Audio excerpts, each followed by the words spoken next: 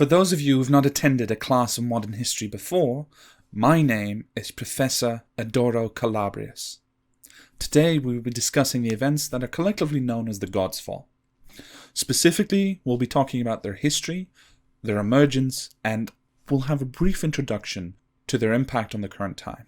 Please take notes, because this subject will feature very prominently in your exams at the end of the semester, and it may well make for an excellent topic for your essay.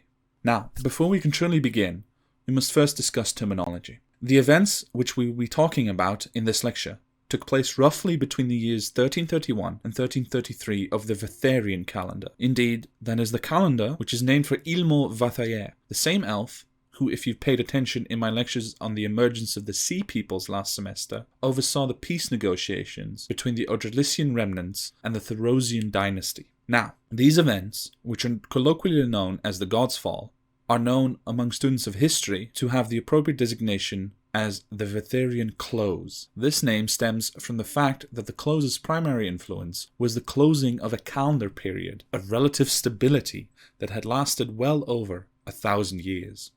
As for the names Gods' Fall or Vatharian Close, these may be used interchangeably in this discussion, but understand that you will be expected to use the appropriate designation in any papers or other writing that you turn in with me, so please make a note of that. Now, contrary to popular belief, the skies did not suddenly darken and open up to spew demonic and otherworldly horrors from one day onto the next. In fact, it has been a difficult task for historians to determine the precise day and time at which these events began.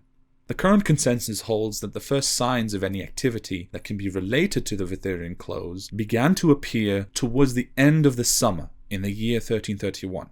That is, to us, 2 PNE, pre-New Era. The first signs of the fall were minor, and they were felt primarily in locations where magical transit, be that teleportation or planeswalking, was common. Arcanists of the time began reporting disturbances in their application of magic, and these disturbances could not be explained away by common mistakes in their weaving or ritual casting. Yet the exact details remain difficult to pinpoint, and are still in contention today. The first, and immediately the most important writing that we have on the matter, stems from a famed wizard, Palisha of Anayem, which I'm sure you've heard of. In her report to the Sovereign Academy of the time, she detailed extensive testing that she had done on a transdimensional rift, which had particular and peculiar metaphysical properties, and she expressed her concerns that the degradation of extraplanar boundaries was accelerating. Sadly, we're not aware of how the Academy viewed her report, or any others of the kind at the time, because 3 days after the report is dated, and very long before it arrived, the building, the grounds, and most of the Academy's senior members at the time were swallowed whole by an anomaly of magical nature, and were never seen again. This would be the only major incident that has been traced to the sovereignty at that time, and it is in fact the destruction of the Sovereign Academy of Hesparbad that currently serves as the unofficial start date of the Vatharian Close. This particular designation stems primarily from a desire to determine a particular starting point for this period, but we should note here that this interpretation is still hotly debated. If you're interested in reading opposing opinions, have a look at Kettering and Talbot's interpretations for an alternative view and for the possibility of several other starting dates.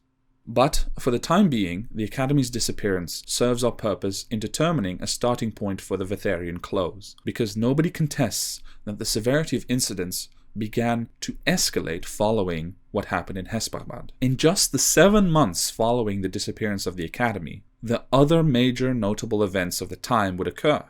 Starting, of course, with the disappearance of the Academy itself, but moving on to the Great Exile of the Elves, and then on to the Egress. Of course, we also have the ruin of Edeah to talk about, but this is a topic that we will not cover in this class. If you're interested in learning more, you're welcome to join Professor Wojan's class on the rise and fall of Edeah, or read their book, Ruminations in Exile. And, furthermore, of course, if you're interested in the general mechanics and theories involved in what happened during the close from a magical perspective, then I can highly recommend Arcanist or Jogna's class on experimental arcanomancy. You will not be disappointed. But for the purposes of our discussion, it is far more interesting to consider the nature and the implications of these impactful events of the time. And to do that, we must first discuss the progression of the Vatharian Close from a top-down perspective. Of course, the nations and powers of Edeah reacted. Initially, they reacted in 2 primary ways to the beginnings of the close. In those places where governing powers wielded absolute authority. The prevailing opinion was that this was a fluke. These places, such as the sovereignty, Adara, and even kingdoms like Brulia and Postitia, sought primarily to obfuscate matters and keep them from the general public in order to avoid a panic. But on the other side were the city-states. Across the north and south coasts of old Edeah, the rising power of independent city-states had long been a thorn in the side of the extant powers, and so they took a natural opposition to the concealment of information regarding the close. This conflict, in fact, threatened to spill out in several places into war. But by the time any such thing might have been arranged, the God's Fall had already escalated to the point of overwhelming any regional or even international animosities. As for the exact effects of the fall, these are still being mapped today. But the most common occurrences were the sudden disappearance or appearance of small groups of people, and later on, even places appearing or disappearing. Towns and villages, much more often than large cities, simply blinked out of existence. Some would reappear near to where they had been. Others, which were at the time thought lost, actually emerged on the other side of the continent. And still others have simply never been heard from again. And even those that did return, at times simply suffered catastrophic consequences, as the regions in which they appeared were simply not hospitable anymore. This brings us, of course, to another prominent and perhaps the most predominant effect of the close, the reshaping of the lands of Edeah. It's been speculated that what caused that reshaping was actually the weave itself beginning to unravel during the Vetherian close, and that it was the sudden flood of accessible magical energy which began to wreak havoc upon an already unstable plane. The land itself began to shift and move, and over the course of almost 2 years, it is estimated by researchers that nearly 70 to 80% of the landmass of our entire continent was changed in some way. Of course, our own republic lies at the heart of one of these massive changes. The Great Mid-Sea, which our city lies in, was created when, during the height of the cataclysm, people began to fear that the continent would break apart. In fact, it likely would have broken apart if not for a partnership between some of the greatest magical minds of the time. They were no longer guided or even restrained by the distant and tenuous oversight of the Odorlician Council of the Arcane, and so they came together and crafted a feat of magic which is still renowned but poorly understood today. Yet they accomplished their goal. The magic that they crafted stabilized the weave, and so created the Mid-Sea. Even today, we are still studying this spell because of the 174 Masters of the Arcane who participated, not a one walked away alive and well.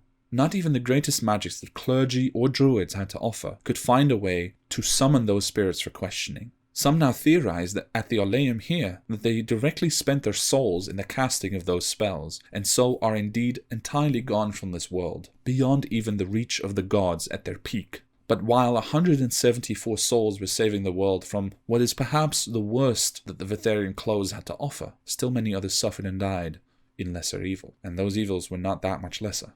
Because while the land was breaking apart, chaos reigned supreme, as the boundaries between the planes also faded, to the point that crossing over sometimes became as simple as walking out of your door at the wrong time, in the wrong place. Especially doors and doorways of any kind seem to become focal points for this crossing, likely based in the common belief and understanding of these things as being places of transition, and whether one escaped the devastation of the lands around them, and even avoided teleportation into the unknown entirely, there was no place in the world which could slip through the chaos unnoticed. Because where the walls between worlds grew thin, all of the terrible things that were normally hidden away could now simply and easily step into our world. And it's from this time that we hear tales of unlikely heroism from unlikely places, and also of gruesome and wicked desire for power, greed, and cruelty, as some stood aside and let hundreds or even thousands die and be slaughtered by monstrosities from beyond the veils, simply to further their own ambitions.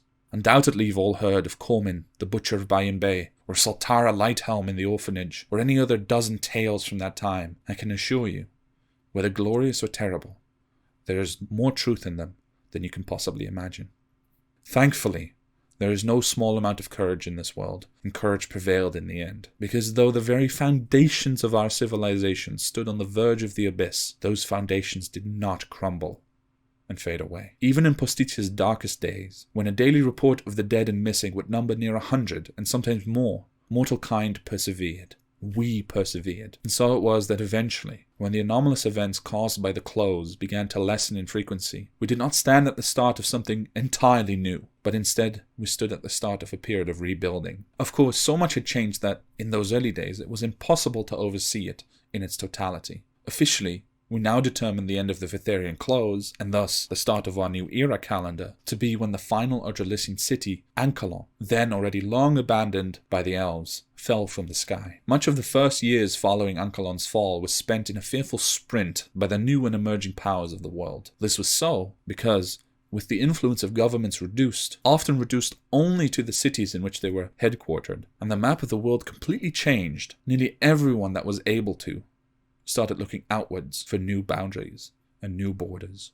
So they explored and mapped a new world, but they did so fearfully, because though reduced, God's Fall incidents were still occurring on smaller scales across the world. In fact, even today, although rare, we still hear a report once a year, or perhaps even more often, that several people will suddenly disappear, or that a portal that was meant to go to one place suddenly connects to an entirely different one, or ceases to function entirely. The only exception seems to have been the sovereignty, the Great West, which was, even to this day, spared miraculously the worst of the close after the fall of the Academy.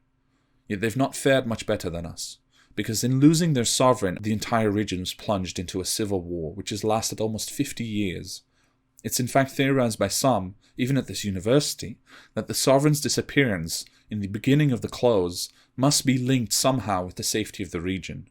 Yet we've been unable to substantiate any theories or any claims, because the warlords who now rule in the West are definitely not any more forthcoming with their scholarly pursuits than the sovereignty was in its heyday. In fact, the only reason we possess a copy of Palish's report and several other writings is due to refugees who arrived perhaps 20 years ago with stolen treasure and a wealth of knowledge from the Masket archive of the Mugamari. Nevertheless, those first years of the new era were marked by a tension unlike the world had ever seen. Continuity of a life that resembled, at least to some extent, what we had known before, became a driving force for many of the decisions and actions that were taken in those early days.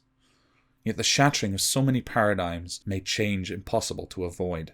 Kings and queens were lost, rulers and religious leaders were no longer there. For example, in the kingdom of Brulia, we saw the establishment of a new class of heroic nobility. In Ostrozia, our neighbours to the east, they turned to military traditions, which they had always held dear but now refined into a way of life in order to wield them to ward off any threat. And in the south, chaos ruled for longer than anywhere else, until Isilburg gave rise to Yana and her crusade. And of course, in our own republic, the people who were left realized that old-fashioned notions of inherited power made little sense in a place where anyone was able to become wealthier and more powerful than a nobleman, as long as they had a good sense of business. This time of change is what we call the egress, the leaving behind of the paradigms of the old world and emerging into the new. Now, we will view these shifts through the lens of our budding republic in the coming lectures, and through it we will come to understand the new era that we live in. For today, that brings us to the end of our lecture. These new paradigms will feature prominently in our lectures to come, so if you feel up to it, get ahead of your assigned reading for the coming weeks, and they will make a lot more sense. Thank you all for your attention. Next week we will discuss the Great Exile, the Elves' disappearance and the fall of the Urdralisian kingdoms, and its impact on our world then and today. So please make sure to read chapters 13 and 14 of Urdrialis, Ancient's Fall, for next week. And don't forget that in 2 weeks you will have a special guest lecture by Arcanist Sordenbrand of the Assembly. She will speak on the emergence of the Unsouled during the God's Fall, which I'm sure. Hi everyone. Welcome to Tales of Edeah, episode 7.5 I've called it, because it's essentially a two-parter with the previous one. But hi you guys, I'm glad that most of you could be here again. Unfortunately Kira is having some computer issues, so she has to sit this one out, but hopefully we'll have her back for the next time. We also have a little bit of sad news, which is that this is today Carlos's last episode for a good while. So hopefully, Carlos, and you know that all of us are hoping that you'll be back soon. But in the meantime, let's hope that we make this a really good, quote unquote, final episode for you for the time being. And with that, are we all good and ready to start? Good. Yep. Perfect. Alright, then let me get you guys into the next episode of Tales of Edeah.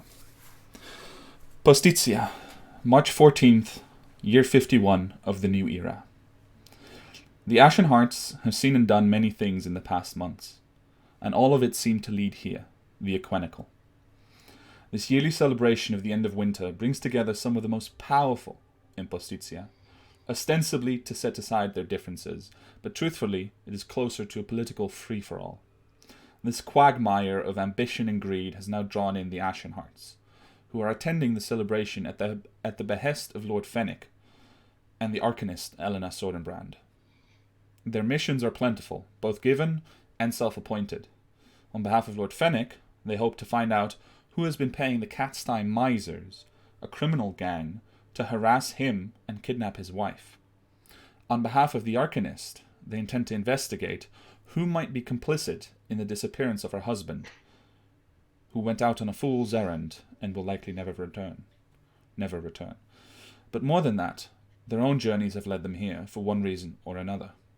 Jean-Jacques, for the possibility of advancing his family's causes.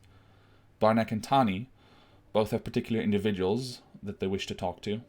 Turnock possibly has the heir of his home kingdom to save.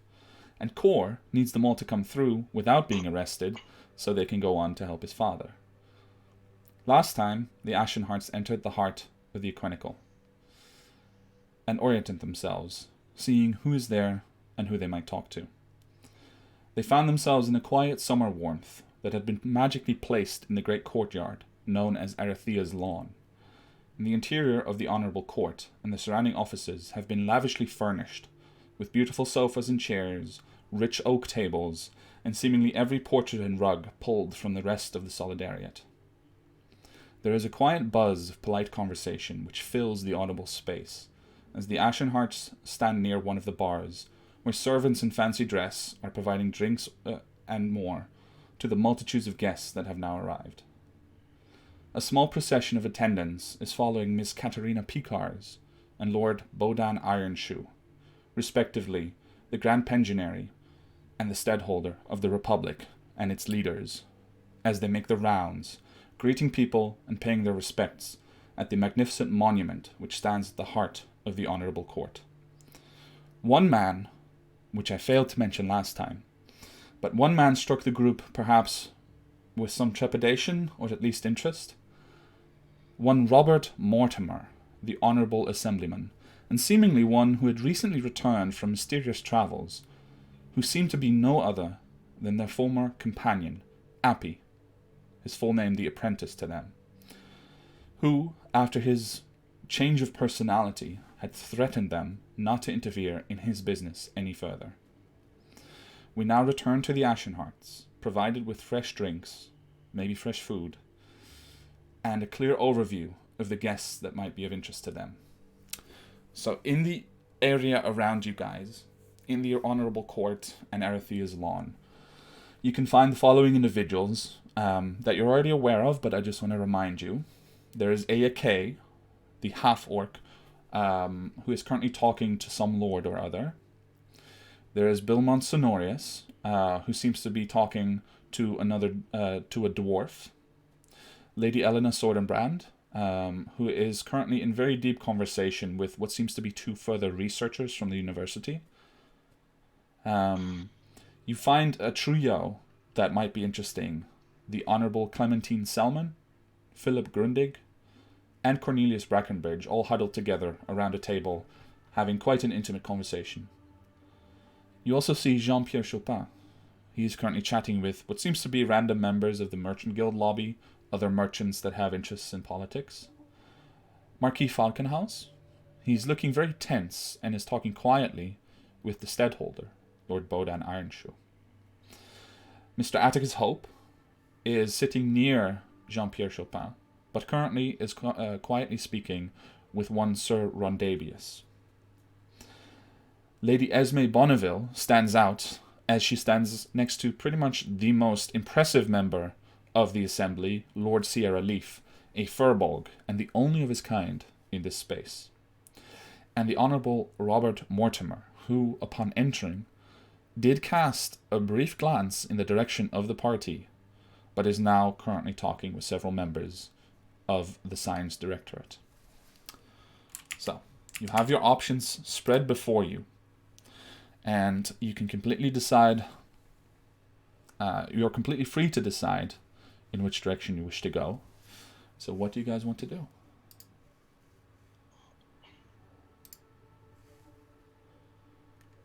One of the hardest questions I've ever heard. Feel free to just get started.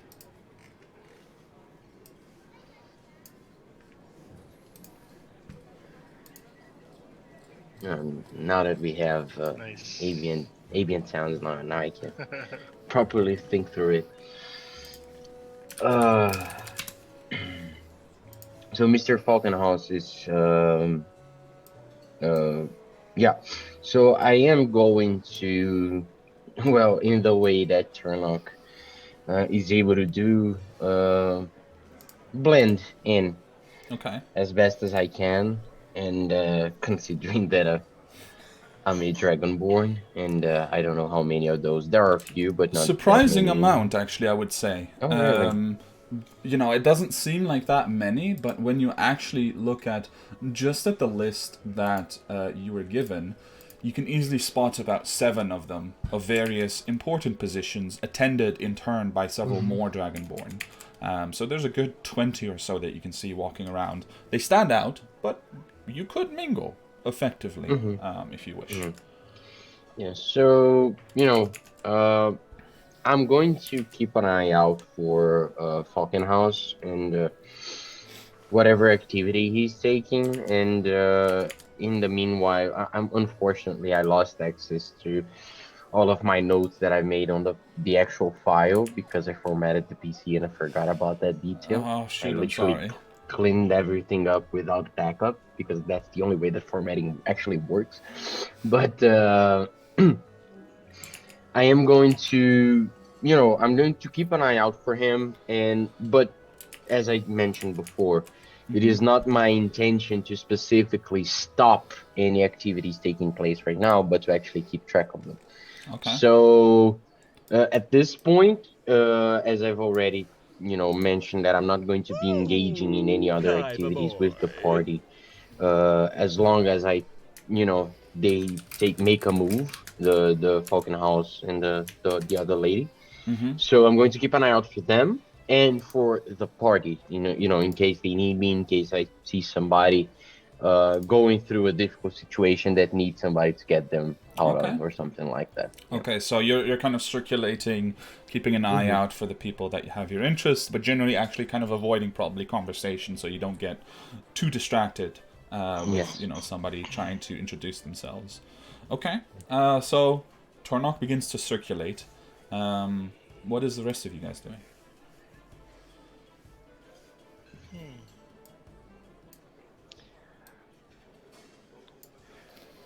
Well, I'm gonna stick with Yeah.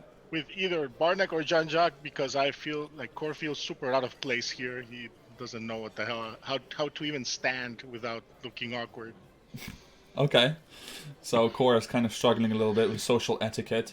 I will say, why don't you just give me a quick performance check just to see, how good or bad is this going at the moment. Oh no. We'll see. It could be really good. He is fairly charming. Performance. Yes. There we go.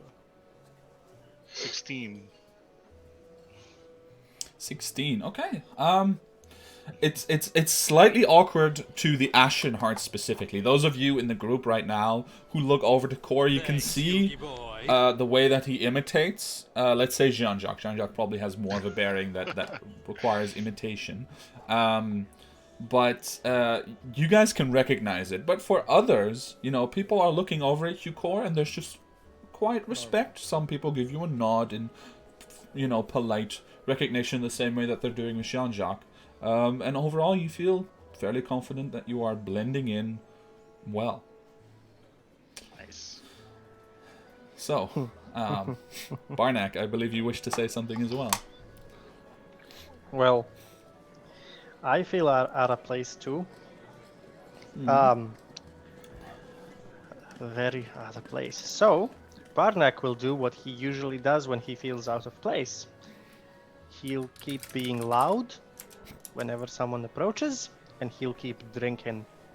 Okay.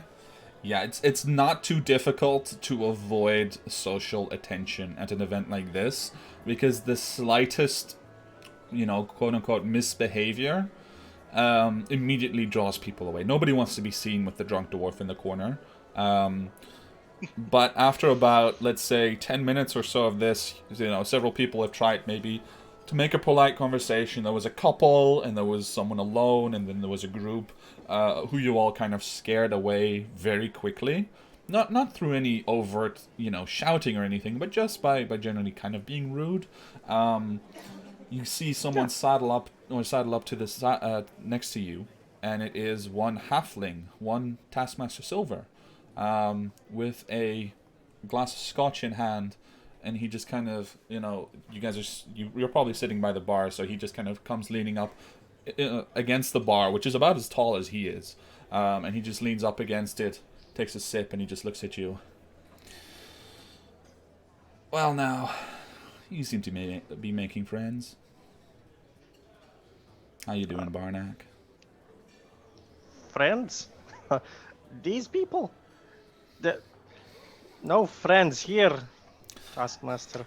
You know that. I do know that, but, Barnack, and I really don't like being put in this position, because I don't like being in any position, really, but you do understand you're representing the freelancers here, too. And if you could just not scare people off that much, it would kind of be helpful. Do you want me to be a recruiter? Do you think anyone here could do what you do? Of course not. There's no one here like you. You're the quality we need, but right now you're representing us. Two people that can pay us. So we gotta come off right, so that they'll keep paying us. And then you can walk away with all the stacks of money and retire to a nice little island down by the coast, maybe in the bay. And you see him kind of start to trail off a little bit. That's very specific. Yeah. But yeah, I understand. I don't like many people around me, but he offers you the scotch. It's a good one. Yeah, no problem there. Good. Now, no getting too drunk. I know you've got that whole constitution going on, but no getting too drunk. Be the best you can be to these people. And if anyone, I understand there's some rumor that you're some kind of ambassador to some place. Just brush it off. Don't, make any theatrics, because if we piss off people from far away, that's not going to look good for us either. Anyway, it's been real good talking to you, Barnack. I'm going to mingle. And he just pushes himself off. Do that. And goes back into the crowd. Darn it. Can't even get drunk properly. Jean-Jacques, can I have a word? If you're there. I was going to say that I probably left a while ago, but let's say that I'm back.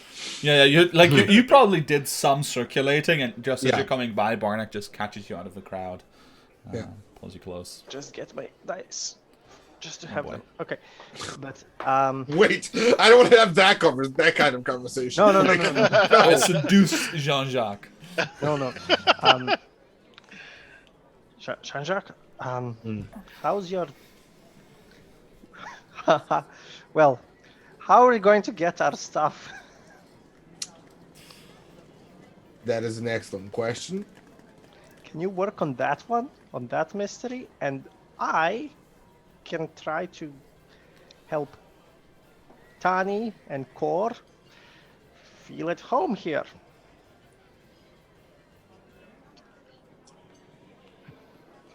Okay. Yeah, let's feel at home, Barnack. Okay. I didn't know that was one of our objectives, but if you want to feel at home and make others feel the same way. I like to go get an attitude. Are you okay, Barnack? No, it's too many people here.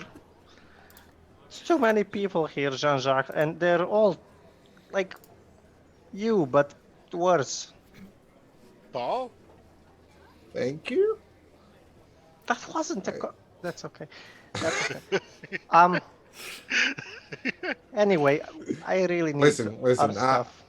I understand. Like, just try to breathe and think of this like a real big ship, where you're carrying loads of people from one place to another, none of whom you like, most of whom are completely dog shit and keep getting into your ale, and you lose your rum halfway through because they're partying all the time, right? It's just one of those days and one of those trips, and it'll soon be over. So just,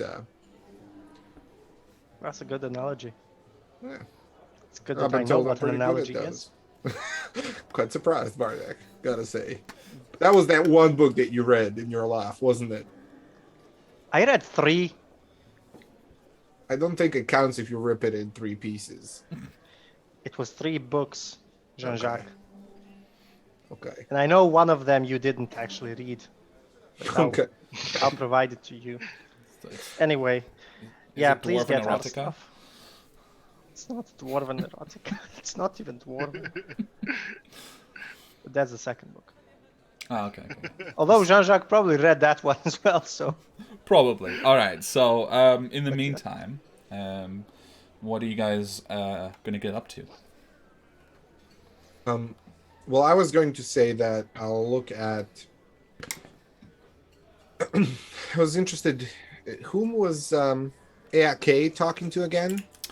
Okay, so if you take a look, Edeah seems to be speaking with one. One moment. With one Lord Oddbjörn Bredgard. Okay. Not anyone of particular importance, so you probably have to ask around a bit to see if there's anything interesting about that person, but doesn't seem to be the case. Okay.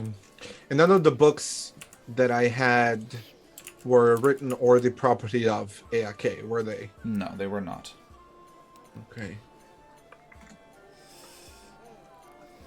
Are you planning on returning a book? No, definitely not. What about Lord Wyman Imke? Is he there? Yes, you can locate them if you wish. Yeah, I'll take a look around. Okay. You find him sitting at the end. So what they've set up is essentially you've got this square, these square corridors / offices that run around the honorable court, which, you know, all the doors are open and they've basically made corridors in which you can sit and socialize. At each of the corners, they've set up these bars. So just literally bars like in a tavern, behind which all of the supplies are stashed and people are being handed out drinks and food and kind of hanging around there. And at the end of one of these, you see Lord Wyman sitting very sadly alone over a scotch, currently drinking very slowly and just kind of staring ahead of himself. You see he is not doing too well. The gnome is, you know, you can see he's also a bit older at this point. He's definitely one of the old guard of nobility. And sometimes people come by and they have a brief chat with him and he perks up, but as soon as he's alone, he just kind of sits there and looks into his drink and swirls it a bit and is a bit, you know, melancholy. All right. Well, that's a good start as any. I'll approach the bar and kind of not really paying much attention to the Lord. I'll flag the bartender and I'll say, glass of bourbon, please. Neat. Okay. There's just a brief nod, you know. You can tell that these people are very busy, so they're being as respectful as possible, while also just being extremely to the point. So your bourbon is served very quickly, and you're left alone pretty much immediately. Yeah. So I'll take the bourbon, swirl it, you know, take a sip, and then lean on the bar, my back towards the bartender, and just survey the crowd, kind of giving the Lord a sideways glance, but not interacting right away, and just see if he perks up or if he picks himself up in the company of others, and if not, I'll address him probably. Okay. The only thing that you do notice as you're sitting, essentially, these bars are set up at the transitory points where people can actually move between the various sitting areas. So a lot of people are coming by, and you can see that he sometimes looks over at the crowd, and he catches you once or twice looking in his direction, and every time he looks a bit more sour, as if he's expecting some sort of negative input from you pretty soon, that you're either building up the courage or just waiting to put him, in his place. But he doesn't say anything to you in that time. Has something happened recently that we know of that would... Not in particular, although as far as you can tell, the Lord Traitor He's used title, to that. yeah, it's definitely something that hangs around him quite strongly. Even his allies don't seem to hang around with him too much, and you're not sure what actually earned him the title, because he's not the only nobleman who is in favor of reform. Yeah. So, kind of holding my bourbon, I'll just make one of those pleased sounds, like, that's damn nice bourbon. I say to him, kind of like casually. Looks Are you over. having the same thing? No, I'm not. I'm sorry, do I know you? Well, I don't believe that we know each other. No, my name is Jean-Jacques Dupois, and I put my hand forward very, jovially and, openly. He looks Pleasure to at meet it you. with some suspicion. And you can see he kind of considers for a moment. He looks at you, and then he switches the drink to the other hand, and he just briefly reaches out to shake yours. And you can see, he's also sitting on a taller stool, so he can actually sit at the bar. So he has to kind of reach over a little bit to actually grab your hand. Yeah, I'll try to make it as easy for him as possible. Nice to meet you, Mr. Dupois. That's correct. So what... And, you can tell he's kind of deciding whether to even bother making conversation before, according to him, probably the blows start coming. What brings you to this fine celebration? I kind of look over the very, finely dressed people, all of it. Yes, fine indeed. I'm accompanying some friends of mine from the freelancers here on official business. Been new in town and decided to take a look around. Freelancers? In this place? That's correct. Yeah. Interesting. I, tap my nose, conspiratorially leaning in a top secret business. He kind of looks a little interested. You can see that brief sparkle of curiosity. He sits up a little bit. He looks at his drink again. But he leans sideways a bit. He goes, what kind of business? I kind of I chuckle and I say, well, I ain't that kind of a person, Lord, to give you all the information on my very first drink. I'd say you'd have to buy me one, but, well, they're free, so I don't know. Maybe we can regale each other with stories, and that can be our payment. Perhaps. So, since there will be a lot of talking tonight, what is it in particular that you're hoping to get out of him? And, let's see what you're willing to give as well. Well, I'll give to him tidbits of information about Elena. So I won't talk about Lord Storm, because I would, I think at least they're on the opposite sides of the political aisle. So not just talking about Elena in terms of who exactly we're there to investigate or anything like that, but just that, her husband's has disappeared and the lady's been distraught, and that we're here to help, that we actually had a hand in the I'll leave it at that probably. And then from him, I'm trying to I will position myself as a person that's friendly to his cause. Like, I'll very much play the role of somebody who's like-minded, because I mean, we are, as far as I know, at least. Seems to be the Anyway. case, yeah. But I'll maybe, put a little bit of extra influence on that, talk a little shit about nobility in general, kind of say how I appreciate people who step out of line to speak for the betterment of our republic, etc., etc. From him, I'm trying to kind of gather who are the more extreme members of the sort of, his group, Right. and who might be willing to step out of line more so than others to make a point or to achieve their goals. Positioning, as I said myself, as somebody who's interested in working with those kinds of people, Right. kind of like I'd love to offer my services to some, or a cup of bourbon that I haven't really drank. Be like, I'd love to, work with somebody who's willing to put one of the old guard in their place, kind of thing, trying to kind of lead him into telling me who might be responsible for. Okay, I will say with that information, roll a persuasion check. All right. 14. 14. We have tons of inspiration, by the way. Just remembering, I think you still have some. I don't think I got any. At least I don't remember getting any. Okay. I think that's Just right. you two. It's just you. It's just you. Yeah, I think Simon just really loves Turnock. But Simon was considering giving me some, but then he didn't because he hates Jean-Jacques. But yeah, with that, and over the course of, let's say, this is about a 15 to 20 minute conversation. So there you go for the next time. But this is about a 20-minute conversation that goes on, right? And you're really occupied during that time. You can do some looking around, but you're really kind of in it with him during that time.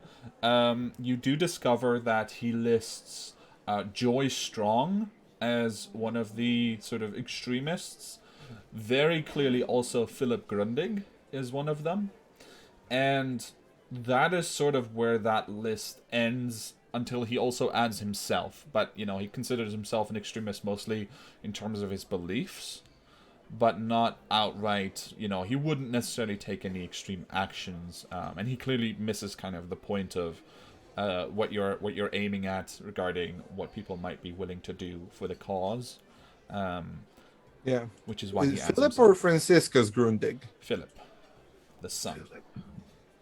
Oh, there he is. All right. Okay. So while that conversation is going on, Kev, I just had a. Oh yeah. Go ahead. I was going to ask you and Cor and Barnack what you guys are getting up to. Oh yeah. I'm actually. What's Bilamon up to? Okay. Make a perception check.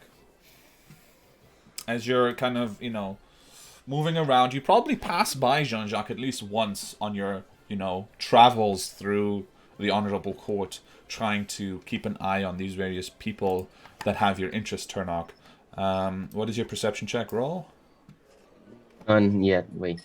Okay. 13. Okay. So I will say, let's see here.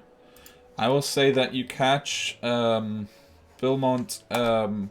You don't necessarily get close enough to really see much, but he continues to be for a good half hour, and they kind of attract more what seems to be noblemen and women, who cluster around this person who you learn is Count Devon Oakridge.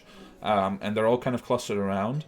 And I will say that in your traversing the area, you overhear some rumors that there may be a scandal regarding this Count Devon. Not sure what the scandal will be, but supposedly it will run in a special edition of the Australia Dispatch tomorrow, which was actually delayed today on account of the Equinical.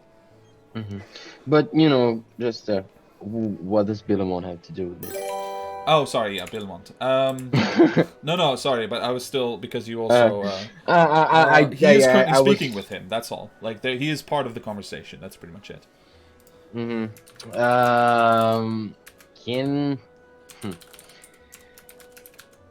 I wished... Actually, if you may, Kevin, because unfortunately I'm not being able to access the file, and if I actually took the attention to, set up the things that I need to set up, Excel, and I'm not being able to open it online on the browser. What did give me a quick recap on Bilamon and what was his thing again? Because I know that we got his name from Helena, and his name was mentioned one other time related to one of our missions and quests. And what was his thing again, Bilamon Sonorios, the gnome? I mean, that's a really specific question. I can't give that information in the context that you need because that's something that, would have stood out to you. Yeah. So You can share my notes. No, but in yeah, general, it might be better to ask the party this because if I can give you everything, but that would be, that would be too much information. So, yeah, party. If one of you can share maybe your notes regarding Belmont Sonorius. Yeah. I don't have much in terms of Elena. She just mentioned that he was one of 3 people that spoke to her husband Yes. prior to his disappearance, and whom she suspects might have something to do with it. That's all I have. Yeah. He spoke to her husband. And what was that, his? I don't. No, it was actually afterwards. But do we have anything on his affiliation or what are his beliefs? He's like an extremist of some sort, right? One of the people who are not adept neither to the crown or the Republic in general. He's one of these guys, right? Belmont Sonorius is a gnome. He is the head of the Black Hat Commission, so he's currently essentially the head of police for Postizia. And on top of that, he is a sovereignist. So, his political affiliation is that he believes that Postizia's independence is the primary focus of his politics and his aims and goals in terms of voting. Okay. So I am going to. How many people are gathered around this Devin guy? At this point, probably about 7 or 8. Over the past 15 minutes, it's kind of been building up. Yeah, so I'm not going to approach them. Not my conversation, not a conversation that I'd be welcome in. At least that's Turnok's perception of it. Okay. And but I'll stay close. And also, the things, of course, I have an eye out for Falkenhaus. I am not necessarily eavesdropping, but I'm not avoiding to hear any part of the conversation that they're having as well. In that case, I'm looking for Kao, like just trying to locate him if I saw him somewhere. Okay. I will say, with your passive perception, you feel fairly confident, and also based on what you know about Kao's role here, and the persona that he adopted, he probably won't be on the floor. He'll be in the back, in the kitchen, so he can more easily slip out. So you don't spot him. As far as the conversation goes, you try to pass closer by a few times, and you notice that there are other people that are trying to do the same thing. It's kind of attracted this attention based on the rumor that's going around about Devon. But each time that somebody passes too closely by, and it's never you, but someone else constantly gives themselves away, they keep moving further away. So they look around, and by about 10 minutes later, they end up standing in the honorable court, like out in the open, but where it's really clear that if somebody comes close, they're specifically coming towards them. So it no longer becomes a viable option. So you have about 10 minutes, in which time you can make a perception check to see if you overhear anything. And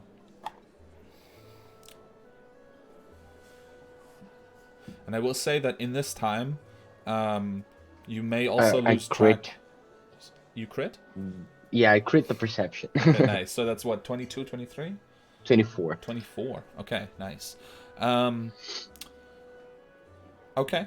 So we get about halfway through our 10 minutes. You primarily overhear something about misappropriated funds, and Count Devon especially kind of demanding that, he didn't do it, and also that someone is trying to take him down.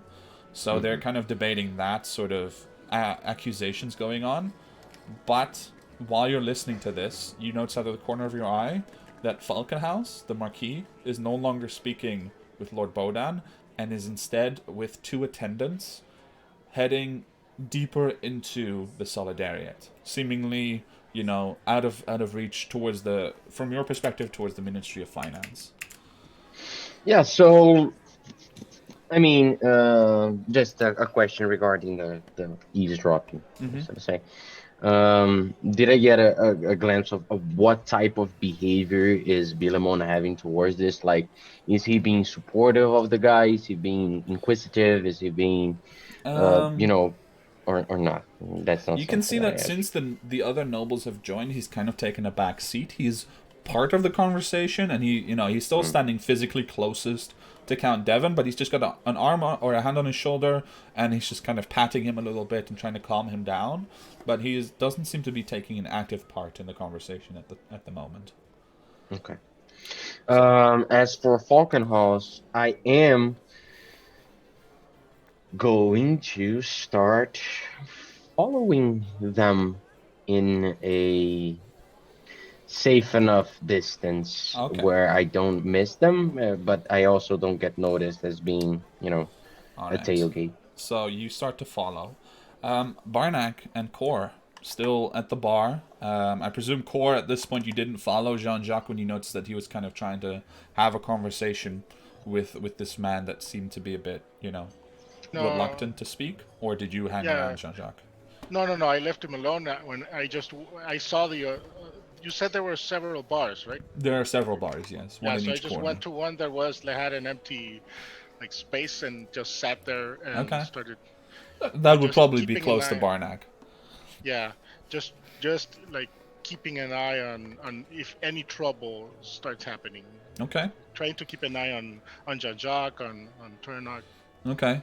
It, I will say that from a stationary position, it's very difficult to keep track of everybody because of the yeah, space just that we have, right? whoever I can see like that. Okay. Probably the easiest to keep track of is Tani, who is just kind Oh, of. time. It's a bit like she's not trying to stalk anyone, but at the same time she keeps her eyes on this Eithne that she's spotted and is interested in potentially speaking to, and she's just constantly kind of rotating around, and you can see her sometimes almost working up the courage to speak with her, and then just back off again. And sometimes she comes by to talk with you, but that is the most important. You do catch Turnock briefly going across the central courtyard, seemingly with purpose towards the more inner parts of the Solidariat, so northward. And at the same time, Barnack, what do you do in that time? If there's anything in particular you wish to I'd like to approach Core as well. do. Okay. Core, so we have a few things to finish here, and since it's only 2 of us now, I see Tani is doing something. I don't know what that is, but so we have a few things to finish, and do you think that we should get on with that, or just keep here and keep a low profile? No, Lito. What do you suggest, Barnack? Well, we need to find out, and I'll whisper into his ear, who the Scarlet Rose is. That's Yeah. one thing. And we also need to find a person. Well, we need to find a few people. But let's find who the Scarlet Rose is first. But If they're here. Listen, how do we do that? listen, I have something. I have about 10 pieces of paper. And on all of them, it says the same message. It says, Scarlet Rose sends their regards. Right? Wait, question for Kevin first. How drunk am I? Probably not very drunk. You've had like Okay. one maybe ale or something a little stronger, but you're nursing at best. So Okay, but So I'll give you how- 5. Okay. And we need to find out who this is. So use these papers as your last resort, but don't mention the name. We need a plan. I'm not very good with coming up with these social plans with a lot of people, so help me out, Core. We need to find out who this person is. How do we do this? Yeah, you're not asking the best person for for help on the social situation, Barnak. I know there's no one else though. It's just us, Core. Yeah, okay, but so we'll give this piece of paper to random people. I mean, And what? we can choose as well. It's our choice. Okay. Screw it. Let's do it then, Barnak. Yeah. Okay, but so that's. But We need some form of a plan though. What we will do is first of all, Core, do you have anyone that you want to talk to, especially like specifically someone that you want to talk to? nope, not really. Okay, I do have feel a single yeah. person I would like to talk to before anything weird happens. Who? So I need to find a lawyer. And I don't mean to get arrested after that. I need to find and talk to this lawyer about something else. So it's not like me preparing for some arresting. Well, So well, let's I go need a talk to- lawyer too. Probably if we do this, but let's go find the lawyer first. Okay, let's go look. for Let's him. go find Strauss. Okay. Let's go find Strauss and let's talk to him. So Core, when I need to talk to him about a personal matter that he probably either A, doesn't remember, or B, doesn't want to talk about. So I'll need your help to persuade him to talk about it to me. Tell him that I'm I don't know, like, But you're supposed that- to. There's rumors that you're an ambassador for somewhere, right? I know, but I don't think I should use that card yet. Listen, I have an idea. Tell him that I broke down mentally once I heard that there were issues in my family. Just tell him that I'm like mentally challenged. Maybe he will find it in his heart to tell me the truth. But you have to talk to him. You're better at talking. I will Okay. also try to slip in this piece of paper into his well, whatever he has like. But wait, why did you break down? I don't know. Think of something. It's fine. Just say that I broke down because my grandfather died. Okay. And I lost my mind completely back then.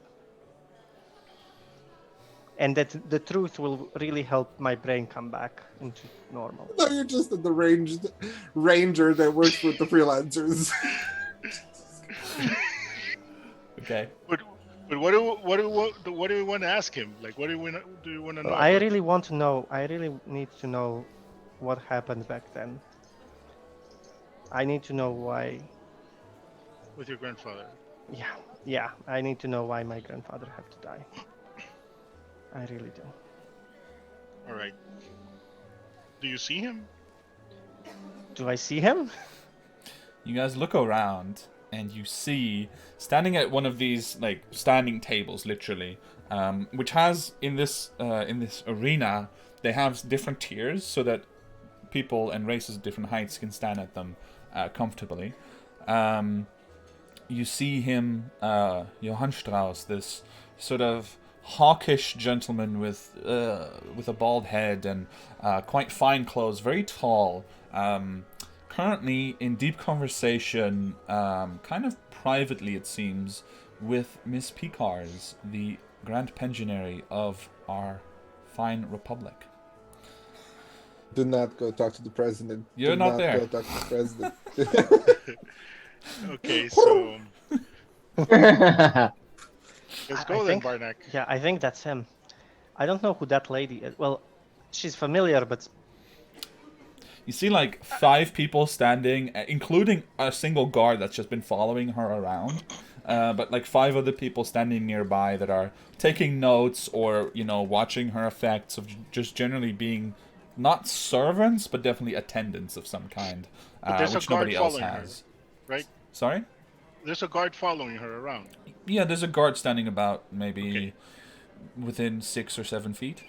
So I'll turn to Barnack. Like Barnack, that lady, she must have snuck in here or something, because I think that guard's following her around so she doesn't steal something.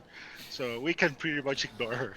Do we know? Do we visually know who she is? Well, yeah, she was introduced formally by the announcer as the Miss Katerina okay. Picard. Yeah. So I wasn't paying attention to that. So Yeah. That Core is doesn't possible. know. But no, like- yeah, but no, okay. No, Core. That's the grand purgatory thing.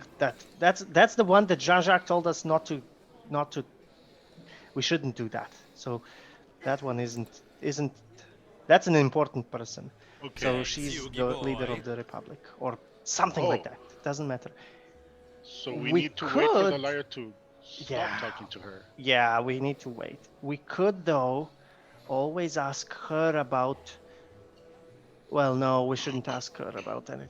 No, I don't think we should talk to I her. don't think we should talk to her at all. Hold on. Yeah, As you guys are talking and debating and looking in that direction, you see both Miss Picard and Mr. Strauss look literally in your direction, and they both say something briefly, as if they're confirming amongst themselves, and there's just a brief lingering look on you from the Grand Pensionary before they both turn away and start walking down the corridor away from you towards the inner parts of the Solidariat. What kind of look was it like? A disdain? You can make an or- insight check if you like. Yeah. Hold on, let me just find my red one. Here it is. Insight check, you say. It's okay. I hope. Insight is +2. 17 total. 17. Okay. And Core, are you doing something with insight as well, or? Oh yeah, let me roll inside too. Also, Barnack, that is hella bright. I- 7. Oh, sorry. it's okay. Just you were like, Sorry? 7. Okay. Your sun is in your face. Mm-hmm. Between the two of you, you look in that direction, but these are career politicians for well over, 40 to 60 years. Both of them completely unreadable at this distance. Okay, so we can say that Barnack understood that as a sign of follow me, I need to talk. If you wish. Yeah. Core, I think they want us to follow them and to talk in private. Did you see that they looked at us? Yeah. Do you think they want to talk? I mean, they looked at us and their eyes lingered on us for a bit more. Yeah, let's go and let's see if they need something from us. Or well, it's still someone that I want to talk to, so that's 2 birds with 1 stone. Also, did I give you? Yeah, I gave you 5. So I'm giving you five little pieces of paper that have Scarlet Rose sends their regards on them. Okay. So, with those papers in Core's pocket or hand, I presume the two of you set off after the Grand Pensionary and Mr. Johann Strauss. Yes. Let's cycle back to Jean-Jacques for a moment. What are you trying to do? Oh, just as a brief aside, during my conversation with Lord Trader, at some point, based off of like a random tidbit of conversation, I mentioned like, "Oh my God, did you hear that Atticus Hope has fallen on hard times and has now become a drunk?" type of thing. Okay. I'll just slip it in that I heard this rumor that Atticus Hope has gone deep into the spirits and developed this bad habit. Interesting. But that's just kind of like, I'll try to weave it in as subtly as possible as like, I just heard about it. It's not our main point of conversation. Okay. So, it seems fortune favors you greatly, because as you're slipping this into the conversation, he's a little disbelieving, and right then at the other end of the bar, which it's a long one. It can seat like 10 people in a row next to you, and then there's still room for 5 more on the shorter end. He sits on the shorter end. Atticus Hope sits down and just looks super worn down, and with half a glass still in his hand, he orders a second glass, and he just like downs the first one and then starts nursing the second drink. Yeah. So I take a drink and then do that thing where you put your glass into your mouth and do like, kind of like, right. See? Okay. See? You see just like, oh my. Yeah. Dire news. Okay. So I'll extricate myself after a while from the Lord, Sure. with all of the pleasantries and thank him for the conversation, things like that. Now, is this event like a traditional ball type of thing? Like, is there dancing happening, or is it just... No, there's like, presently no dancing yet. Presumably, since there is space, there may be dancing later on in the evening. But that's mostly accounted for in the sense of people are going to get drunk enough to want to dance, rather than necessarily being planned dances as part of the festivities. Right. So it's not a traditional ball. This is more of a... No. That was something that soiree type of you thing. were told ball, and then Fennec corrected himself. It's a celebration. Okay. More than anything. John wanted to dance. Well, dancing is an easy way to have a private conversation in a very public place. Yeah. Do I see the tiefling? Vanity, was it? that we Vanity, see? yes, you did see. She is currently mingling. You could go find her if you like. Yeah. Yeah, I'll try and find her and kind of, Okay. ideally have a private conversation with her Okay. as much as possible. Kind of catch her in between minglings. Okay. You find that she is a little preoccupied with the group that she's in. All of them seem to be more administrative people, assistants, that sort of thing. She has a very particular crowd that she kind of is a part of and hangs out with, which she doesn't seem likely to be leaving anytime soon. So are you interested in trying to extricate her from that as well, or do you leave it be? No, I will try, because I need her for my plan to work. Okay. So, because Kira's not here, and I don't want to do anything with Tani without her being there to confirm that she's happy to do it. So, I'll try and firstly, kind of walking around, catch her glance and kind of indicate that I want to talk to her. Okay. And if that doesn't work, I'll resort to more direct means of communication. Let's make a subtlety check. So in this case, roll just straight up your charisma, and I'll set the DC properly. Charm. Roll charm. Yeah. Not even that. Just like giving the right looks and glances at the right moment. Well, thankfully, John Juck is a terribly charming individual. 20 total. 20 total. Okay. And you need to be in order for you to pick somebody up from a group, and it actually works. So yeah. So it just takes a little longer than you would have liked, and so there's like one awkward moment where you're doing this and you don't catch the right person immediately, and there's just like someone walking by who just looks at you like, could you like that? and then they walk on. But eventually, after a minute or so, you do get Vanity's attention, and she gets up. There's a bit of a giggle that runs through that group as they obviously see her move towards you, and they seem to assume that she has a sort of special connection with you. So seeing that, I'll make a show of it and pretend as if she's, either a long-lost acquaintance or something, do a very formal greeting and, touch my lips to her back of her hand, kind of give her a sultry look, the whole shebang. Okay. She smiles and, affects some sort of a giggle.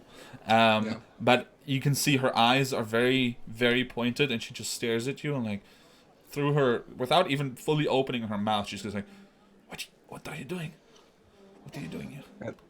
I kind of give her a smile and turn my back to the people. And I say to her so that they don't see, well, firstly, I'm making sure that nobody wonders that thing themselves, but I'm on business here and I could use some help from a friend. You can see her kind of resigning herself to her fate as the double agent, and she nods, and she extends actually a hand for you to take, so you guys can walk and talk at the same time. Yeah, so I'll take her around the room so that it's like super inconspicuous. Yeah. I'll just start off a conversation about nothing at all. That type of thing, like, oh, have you read the Austrian Dispatch lately? What do you think about this thing or that Sure. thing? To make sure that we are seen as just enjoying the festivities. And then when we get a chance to be in a little bit of more of a private environment, or a side where we don't have that many listening ears next to them, and I say, I hope you've been doing well. Haven't checked in. No, you have not, and I have appreciated that.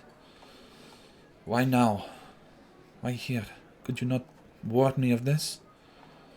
Well, you see, it was not planned per se. I would have preferred not to do it myself either. But dire circumstances called for it. You see, my friends and I are here in business, and we've left some of our supplies further in the building.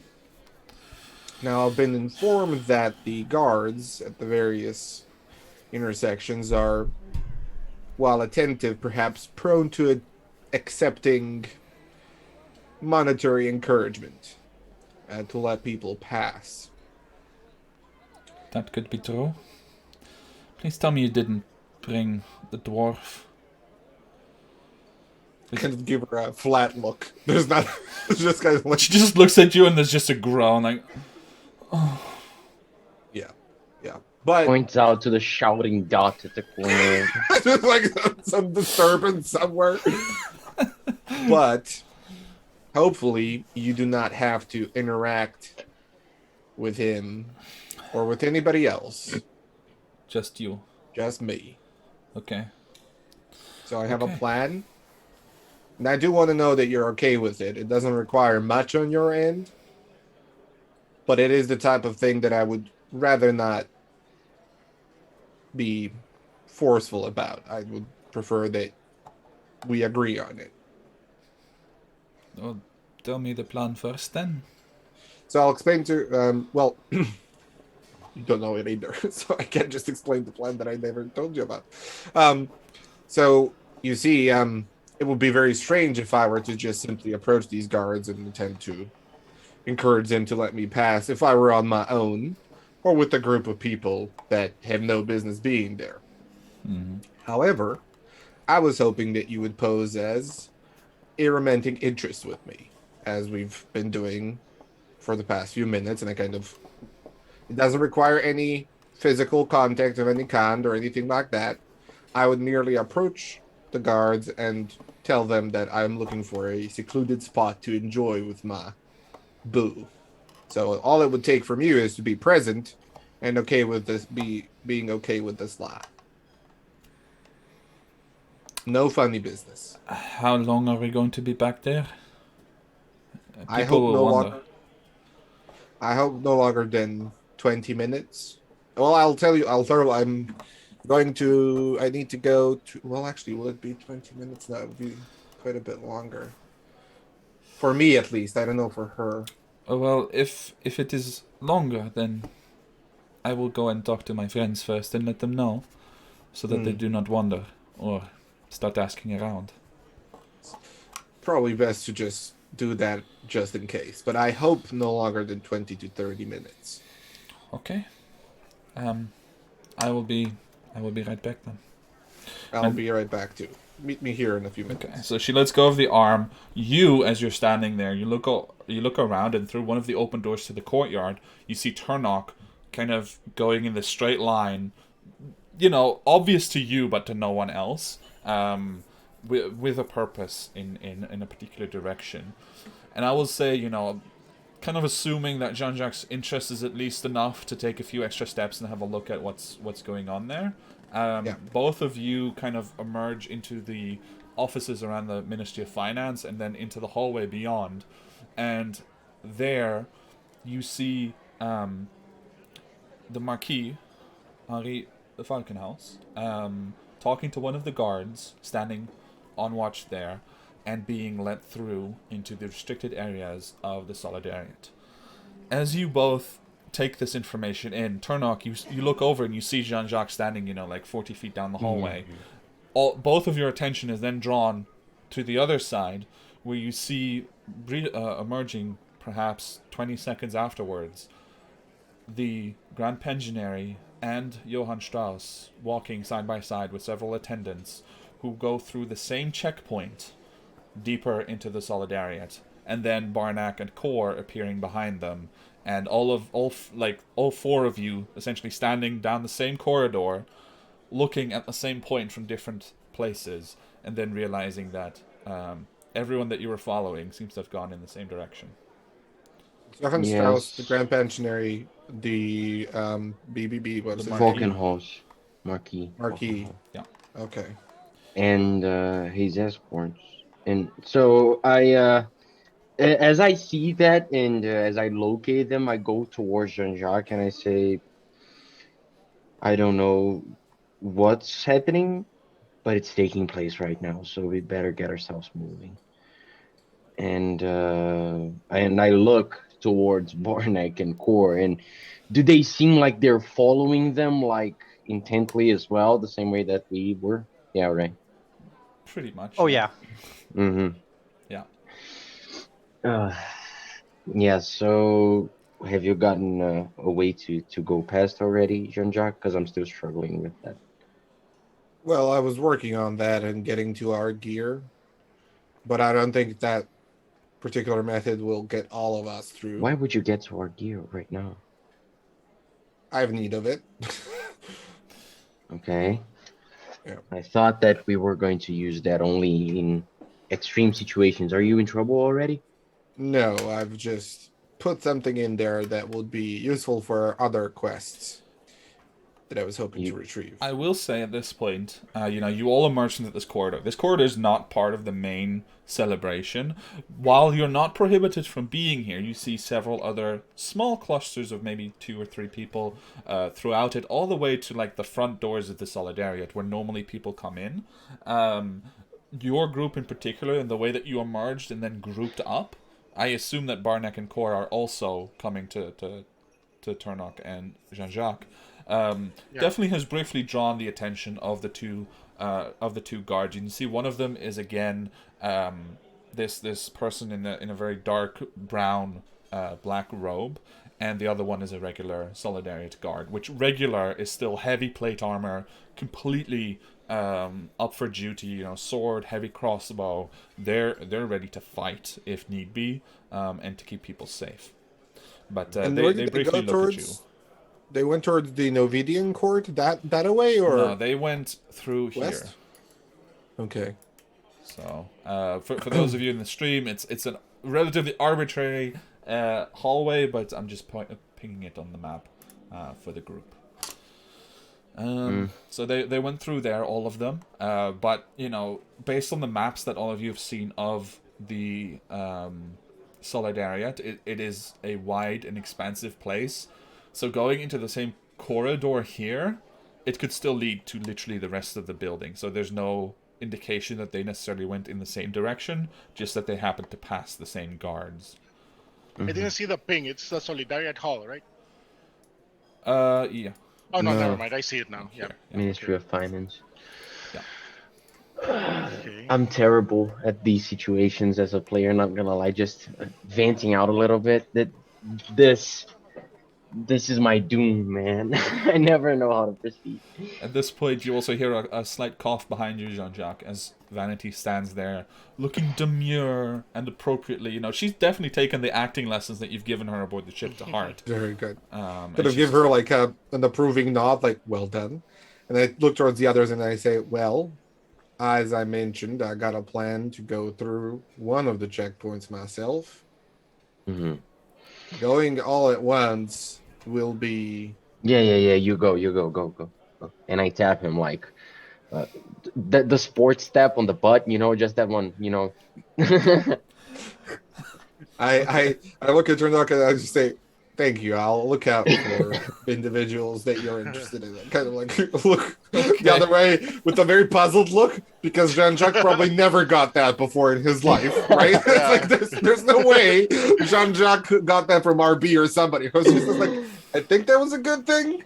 I think that was a compliment. Like, Sure. Okay. So, I'm sorry. I was just going to address the two of them, like, in you.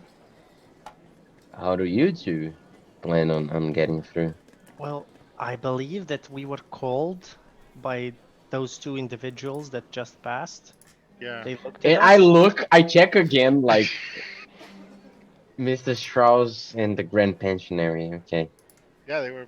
Yeah, they looked beckoning at us. They looked at us for a few moments, and then they started leaving. That's usually like, come with us. We need to talk. Turnok's actually laughing. It's not just me. And do you think that means they looking at you and then leaving means that they want you to follow them? The Grand course. Pensionary. That's what it looked like to me too. Oh, so the Grand Pensionary has business with the both of you. Okay. So go ahead then. And then I cross my arms and I just wait for them to go to the checkpoint. Talk to Yeah, the guards. I'm pretty sure. Yeah, I'm pretty sure that our names will now let us go through. Let's go, Cor. Okay. Before we go, I just slip in two of the pieces of paper that Barney gave me to Turnok, and I just like, we'll explain later. I grab it and then I immediately look for a trash bin or something like that because if I get caught with this, I don't find any. There's no trash bins because people aren't, everything's being picked up by waiters. Everything is glass and, high quality stuff. Nothing's wrapped in, packaging Turned out materials or a anything. huge problem now. So you just have these two pieces of paper that you. Nah, I eat the paper. Okay, so this is the sequence of events that occurs. First, Vanity comes up to Jean-Jacques and just very smoothly slips into his arm, and she takes you on the walk. As you begin to approach the checkpoint, which is not that far away, right? But you start to approach, she just kind of leans in and she says, oh, not him. We cannot bribe him. We must go to the next one. I take her lead and say, sounds good. So the two of you continue walking. So by the time that Cor and Barnack start to go for the checkpoint, you see Vanity and Jean-Jacques casually strolling down the hallway further away. At that point, you both briefly look at each other. You look back and you just see Turnok very heftily chewing through two pieces of paper, and then it's gone. I will spend one sorcery point to send a message to Turnok, and I will say, just say, not that one. Follow after a while. Try the one we go to. I think that's okay-ish for 6 seconds. Yeah, that works. Yeah. So Barnack and Carlos are still at unapproachable range, right? They're not too far gone to that main checkpoint. Well, I will ask, because you guys were not far away, Cor and Barnack, how swiftly did you approach the checkpoint? Did you just go straight for it, or were you kind of hesitant? I don't think we were hesitant. Cor slipped the papers to Turnok. We turned around, and we just went towards it. So, Turnok, your eating was kind of also just desperately trying to get it down fast enough to intercept them. But by the time that you're like halfway and you've finally eaten the papers, you want to speak up, but they've already engaged in conversation with the guard nearby. I'll explain later. So, I look at Jean-Jacques that I imagine that Jean-Jacques is looking at me while he's casting the message. And I just go, what can you do?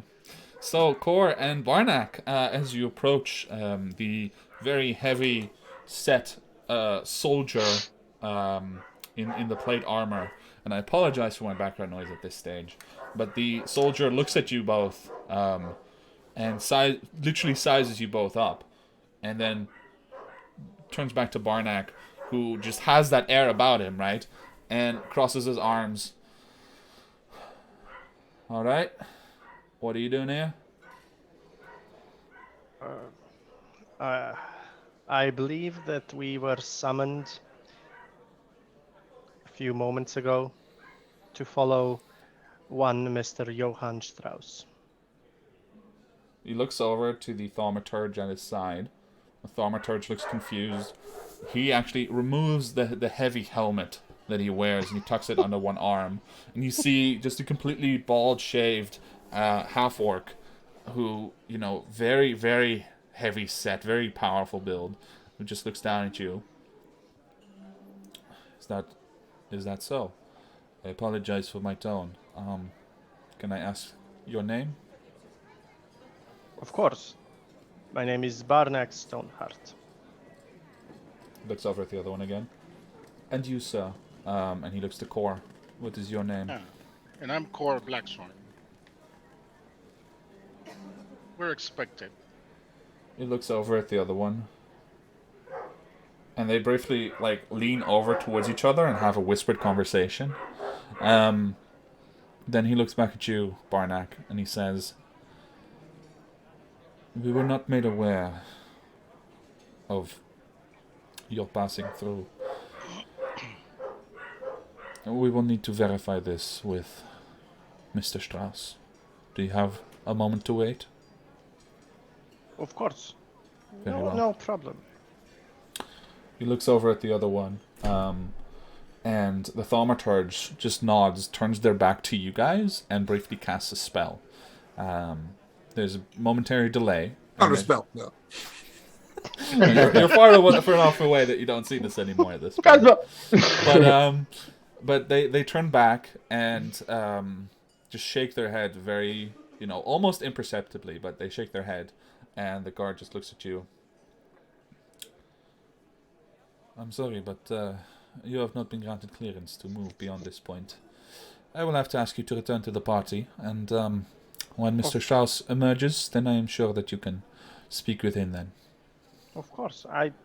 This must I'll, have been a misunderstanding then. I'll like, Barnack, give me a second. I'll beckon the guy, the half orc, the half orc, right? Yeah. Like to the side, like, come here. He was kind of standing a little lazily almost. He just sets himself up straight and doesn't move and just stares at you. Okay, then I'll get really close to him and I'll just say like, no, we can't pass. It's just that my friend has he has trauma and he has mental issues, but it's okay.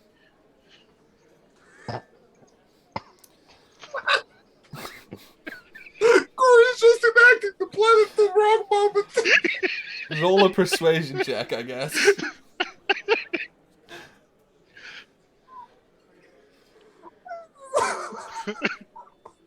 Do I hear that? Probably. No, actually, Core is like, you know, he's really whispering and leaning in to say this quietly.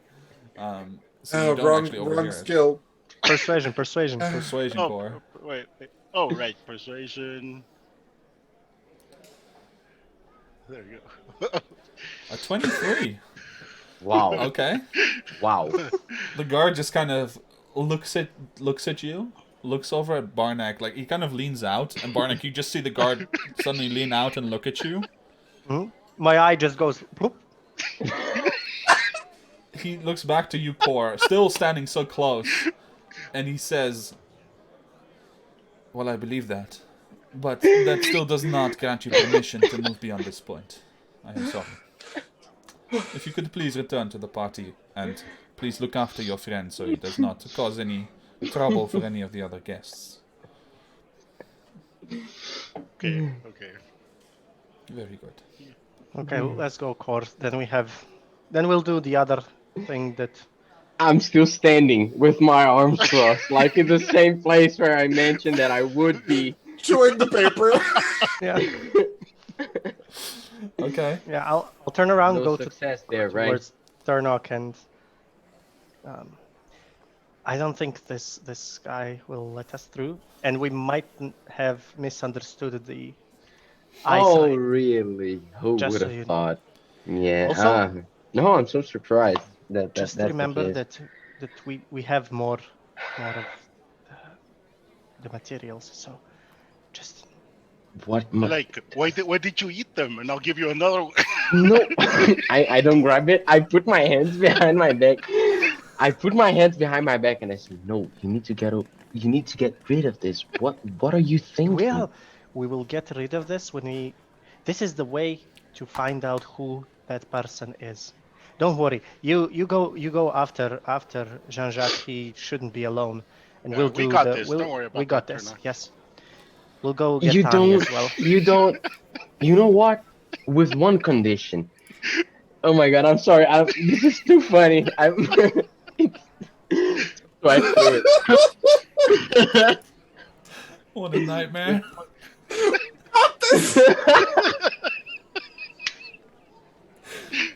I will Put in give, training. Barnack and Core, if you don't have full inspiration points yet, please take an additional point of inspiration for that Oh my God. nightmare. That's about to happen. I can do this. Wait. Um. So whatever I allow you to proceed with this bullshit. If you get caught, you've never heard my name before. I'm not your contact. I'm not your ally. I'm not your friend.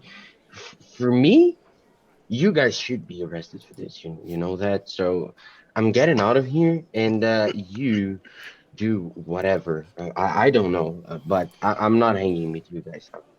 And I It's like, just okay, go Turner. and I We no don't no we don't know I'm you. go Not like, yeah. I'm I going get your away. drift. Yeah. And uh, as you walk away, I'll say, "Goodbye, stranger." Start walking towards the other side. Okay. ah, Alright, there's so we'll nothing go I'm back to to do. that in a second. In the Mm, meantime, of course, mm. the not Dumb and Dumber duo is walking down the hallway. Do you guys need a moment? Okay. Okay. Just I'm breathe. gonna mute myself for. Okay. Okay. So Vanity, her arm wrapped around yours, is walking down the hallway as, formally as someone who is trained in etiquette could without, being raised into it.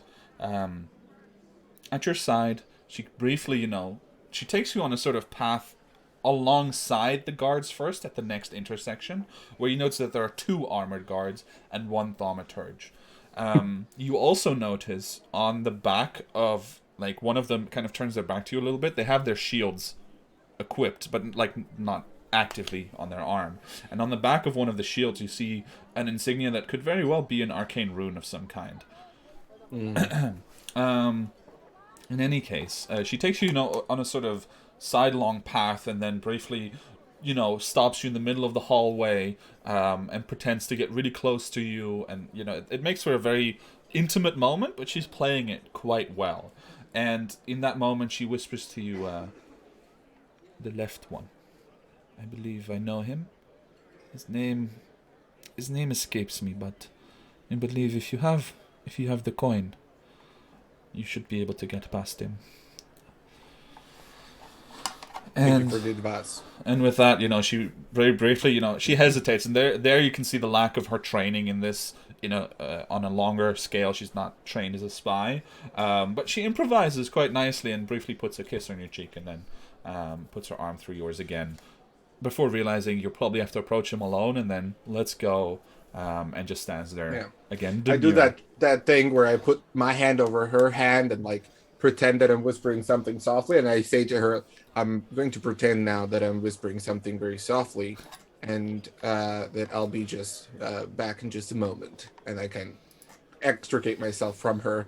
Quite surprised that she was so adept at this whole thing. I thought it would be less proficient, so I'm happy with my little spy. So I go and approach the the left one, slight like swagger to my step, Mhm.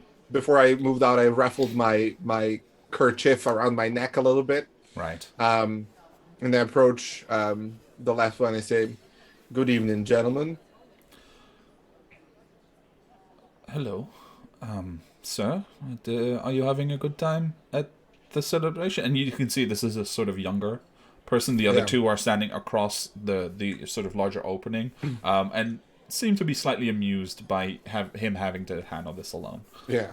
So I kind of look back towards Vanity, look back towards him, and then give them that sleazy douchebag kind of grin that everybody learns to hate at some point. And I give him like, "Oh, having quite a good time, if you know what I mean." But you see, the atmosphere out there is a little bit stuffy, and there's just a few too many proper folk around, and I'm looking for a little bit of a corner to get myself and my lady in to enjoy the night a little bit more, if you know what I mean. He kind I of give looks. him a wink. He takes in the wink, and you can see he's quite surprised by your forwardness and boldness. And then he looks over at the other two, and they're just having a little bit of a giggle fit between the two of them. And he just looks back at you. Oh, I'm very sorry, sir. How can I help you with that? Well, you see, my beau over there told me there's a few offices down that corridor over there where we might find ourselves in a little bit more of a secluded spot, and I was hoping that we could go for a stroll. And as I'm talking, I'll reach into my coin purse and I'll twirl a platinum piece in my fingers. Would you be able to help us out and, let us pass? First make a perception check. Okay. Whoa! Shit. Did you not perceive the table? I did not perceive the table. 4. Ooh. Okay. Very Then go good. ahead and roll persuasion. Okay.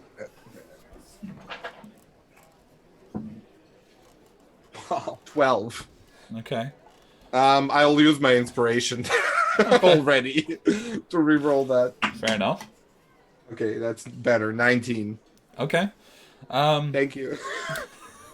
He looks at you dubiously, and then he looks over at his fellas, and both of these other two guards are currently actually have become embroiled in another conversation with another pair of people that seem to probably work here at the Solidariat.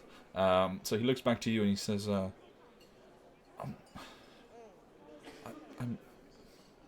sorry, sir, but that could get me fired. So I look at him like with full of compassion, touched, and I understand. And as I'm doing that, I reach into my coin purse and I produce another platinum piece that I'm just kind of rubbing the two together subtly. And I say, I understand fully, and I appreciate that. You see, I have no ill intention or anything. We'll be in and out of there in just a short amount of time. We'll get in nobody's hair. I promise you that. I just need some peace and quiet. He kind of, you see he grips onto the sword at his side just for comfort, not even with the hand with which he would wield it. And just the whole heavy armor, you can see it kind of moving and rattling as he shifts on the spot several times. He looks over at the other two again, they're still occupied.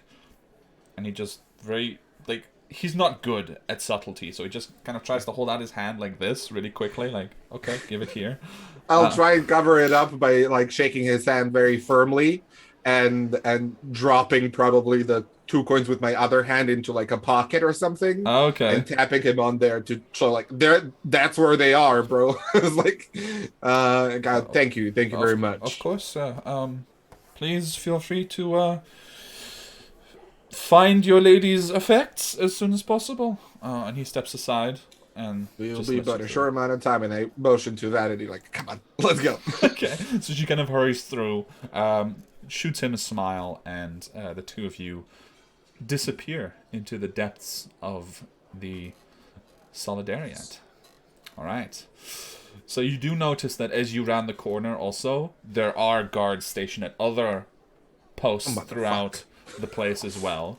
But for the time being, you get the impression that if you simply walk here specifically with purpose, and Vanity kind of guides you a little bit, at least direction-wise. You have to put on all the swagger, but she guides you direction-wise, how to walk and kind of avoid them and yet appear, like you belong there.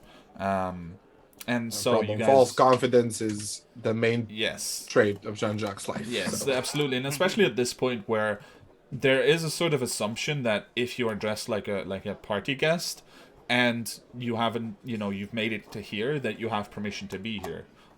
So while you draw attentions from a few of the guard posts throughout the building, none of them intercept you or stop you for any particular reason. Now, just before, if you intended to transition or something, as we were passing the checkpoint and as we passed different ones, did I get a better glance at that shield or the symbol on it? Or do I get a sense that there's like dispelling effect at these checkpoints? Make an Arcana check. 16. You get the impression it is half of a rune of counterspell. Half a word of counterspell. Yeah. You don't know exactly where the rest of it would be exactly, but you know that especially for engravings like this, it can be quite creative in terms of how it's distributed across different pieces of armor. But essentially the impression is that these guards are also equipped to deal with offensive spellcasters in case of, danger. Right. And at every checkpoint they have this, seemingly? Every single Solidariat guard that you see actually has this. It's just that you've only started noticing it now. Alright. So there's no... Fuck me. Alright, so, in the meantime, as Jean-Jacques and Vanity are making their way through the Solidariat, Barnack, Kor, and Turnock are still out in the corridor. What are you guys going to get up to? Yeah. I'm sad that you used this card already, but I was going to, before the transition, say that I was leaving the two of them. Oh, that's and fine. I was going to be looking for a younger, perhaps more unexperienced guard, perhaps only one guarding a specific checkpoint. I'm not looking for checkpoints necessarily close to the Norwegian court or the empty court. Like I'm just now surveying which would be the easiest entrance or the weakest link amongst them. Well, the guardsman that Jean-Jacques had charmed, so that one is close to the Numidian court, definitely stands out as seeming more young and kind of being teased a little bit as well by the other two at his point. Simultaneously, you see that even further down that corridor, seemingly leading into a really separate part of the building towards Solidarity Hall, you see that there's a single guardsman standing guard over a very small door, who you can't really tell young or old or even how easily impressionable they might be, but it's definitely someone alone, which is different than all of the other checkpoints that you've seen. So okay. Right. What would you like to do? Excellent question. Do you want to think about it a bit while I ask Kor and Yeah. Barnack? All right, Kor and Barnack. What do you guys get up to as you have been unfortunately rebuffed at the previous checkpoint? And you have, I believe, still 8 pieces of paper between the two of you that says something about the Scarlet Rose. 2 of them. Yep. 8, yeah. Who do we see in the main holdback? Pretty much all of the people that I described, outside of the ones that have left so far. So, let me see. I believe Bilmont is still out there. Elena, the Honorable Clementine Selman, Philip Grundig is currently talking up a storm with quite a crowd around him who are listening to him kind of proselytize about something. Jean-Pierre is there. Mr. Atticus Hope is kind of wandering about a bit forlorn. Notably, I would say you, Barnack, with your perception, do notice that Lady Bonneville, the lady that that Turnock also had been kind of keeping an eye on, and that Jean-Jacques had been keeping an eye on, is currently absent. Okay, she's absent. Yeah. Okay, I have here everyone. Just Just a moment that I Sure. marked.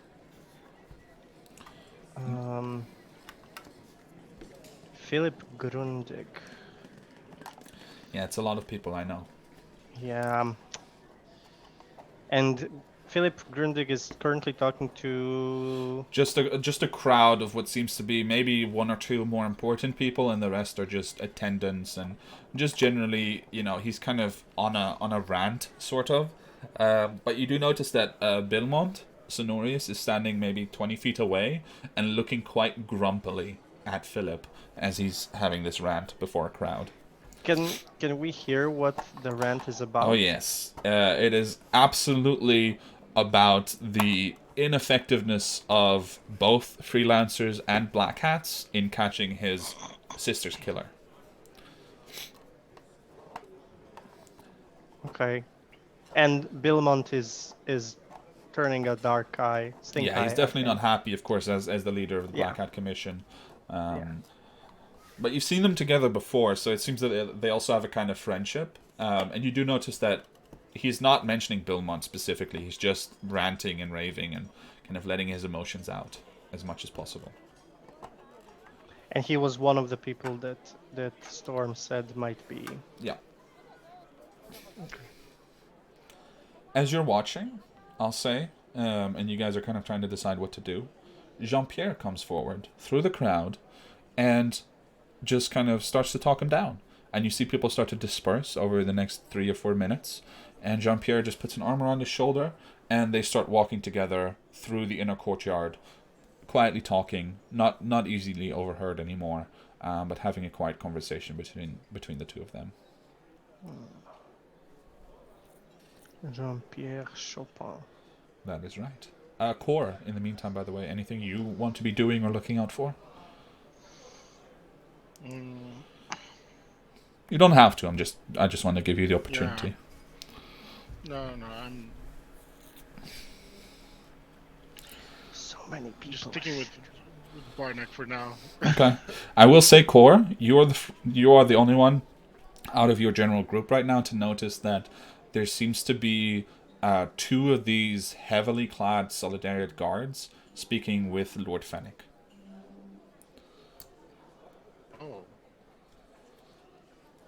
Oh. Can I hear what they're...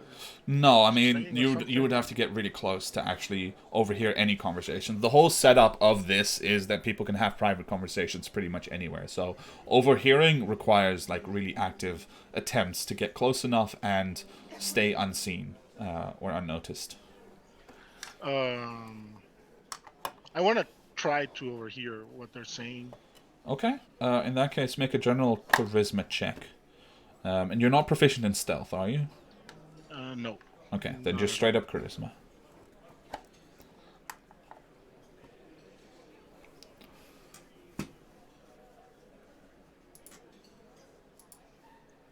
There we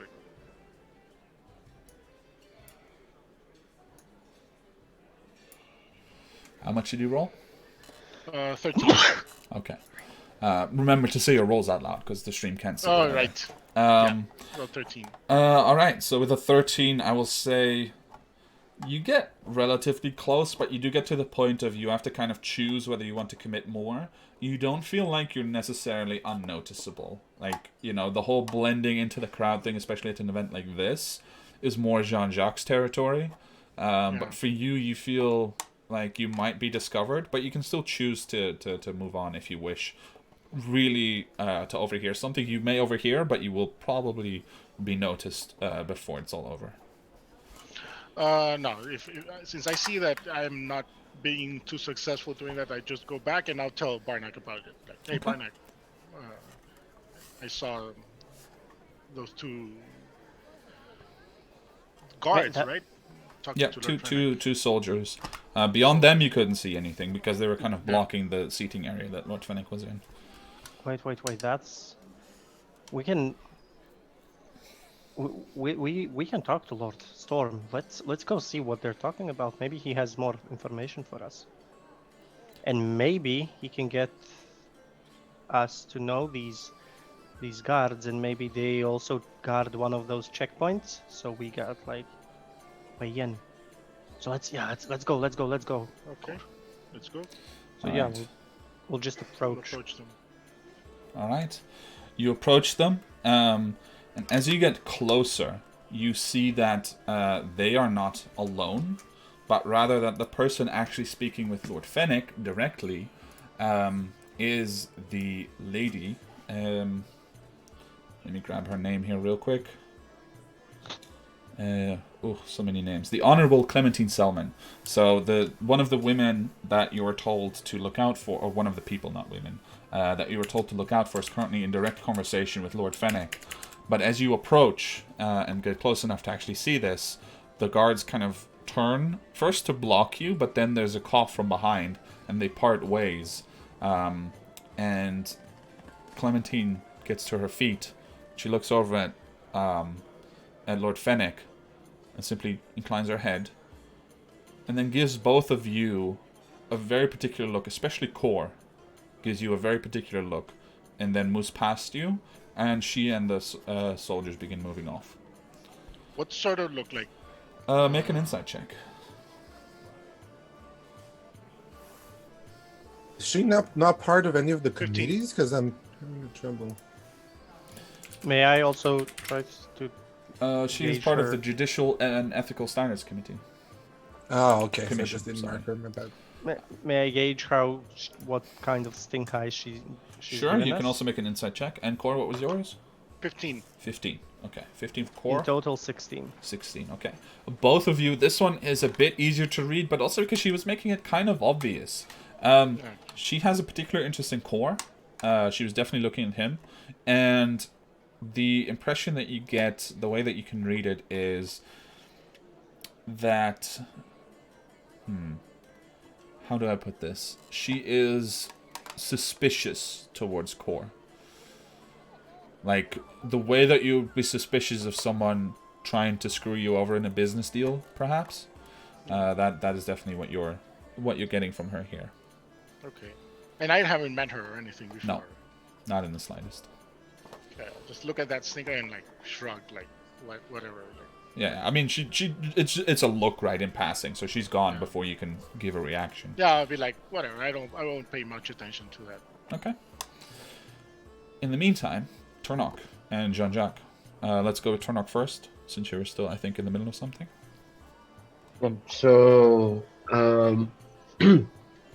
I approach I go towards the guard, that checkpoint, and I don't address him immediately or anything. I lean over the nearby wall, close to him, close enough to talk, close enough for him to have noticed me. I'm not trying to be unnoticed, and I just turn to him and I say I would offer you one, and I point to the drink, but I know you cannot accept it.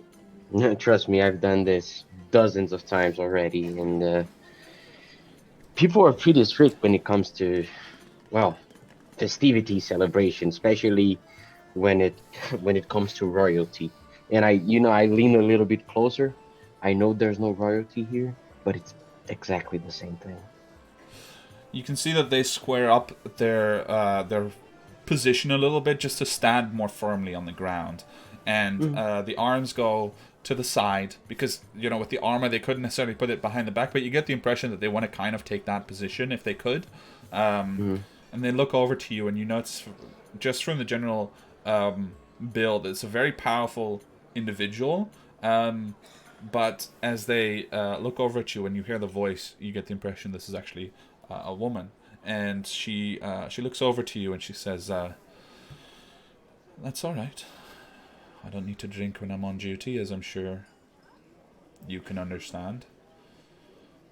More than understand, I relate to it. Let's say that I'm just I'm trying to enjoy the company of one of my own right now. If you excuse me. Your excuse, sir. She doesn't quite get your meaning. And from the way that she speaks, you get the impression also that she is definitely not a Pustitian native. Probably comes from a different place herself, and struggles a bit with the language. I turn to her and I say, interesting accent. Where are you from? I'm sorry, sir, but we have been ordered not to make conversation. Do you require anything of me? I was just hoping to. I was just hoping to have some actual conversation with somebody in here because you see, these people, they all they talk is things that are going to literally be relevant or are irrelevant in the next 15 minutes. It's all gossip and games and politics, and let's just say I'm not uh I cannot relate with that, and I'm not part of this nobility that's here right now. So this party's starting to get kind of dull for me. Then why don't you leave, sir? You know these places well enough to know that one cannot just simply leave and leave their affairs unattended and stuff like that. I need to at least play the part. But I was hoping, what's her name again? I apologize. They think for a moment, deciding whether to give you this information in the first place. Mhm. I do not think it would be appropriate to give you my name, sir. I am only Okay. on duty. And they you see briefly the inclination of the head. Make a history check to see if you can kind of deduce, based on their overall behavior, where you might guess that they're from. 17. 17. You think probably are out of the west. Out of the West? the lands of the sovereignty. They have a very Oh, particular yeah, the sort of sovereignty. approach to both the conversation and to how they carry themselves and how they have responded so far. So yeah. Mm-hmm. I Long turned live to the her. sovereign. What? I'm sorry? Didn't listen. Yeah, no worries, no worries. No worries. I just I get in front of her. I square her up. I put my hands are together in front of my body, and I just say, "Listen, if you don't want to talk, then let me just say what I need. I need to go past you.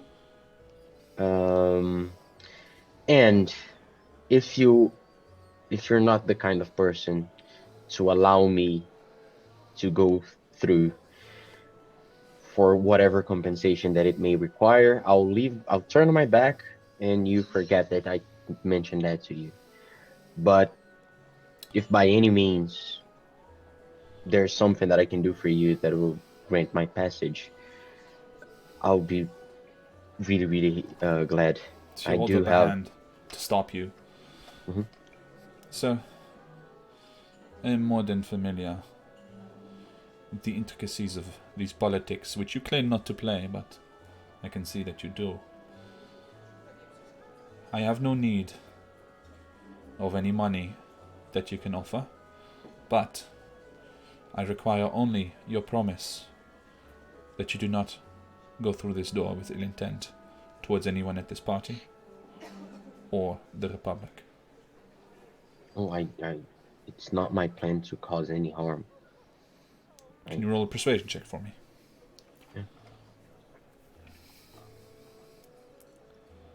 I am going to use one of my infinite inspiration points. Well, you can choose to use it after you've rolled if you haven't yet. Oh, but I have rolled Oh, okay. a 13, and Okay, then yeah, you don't can want a indeed 13. apply it, yeah.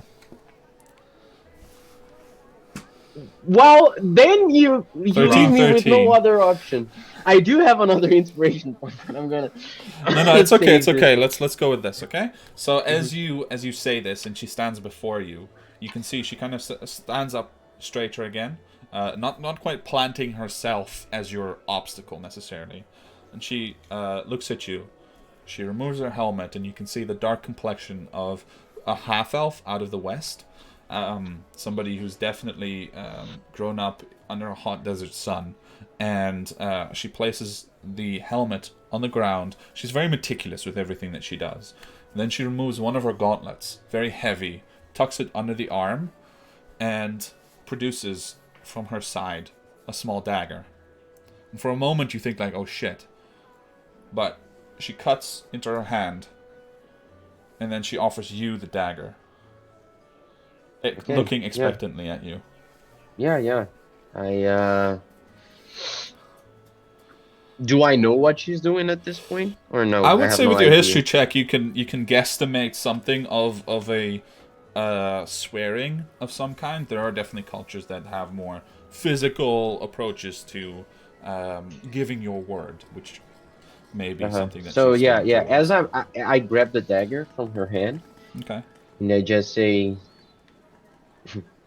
I don't hope this has any implications, but I really don't intend on doing any harm towards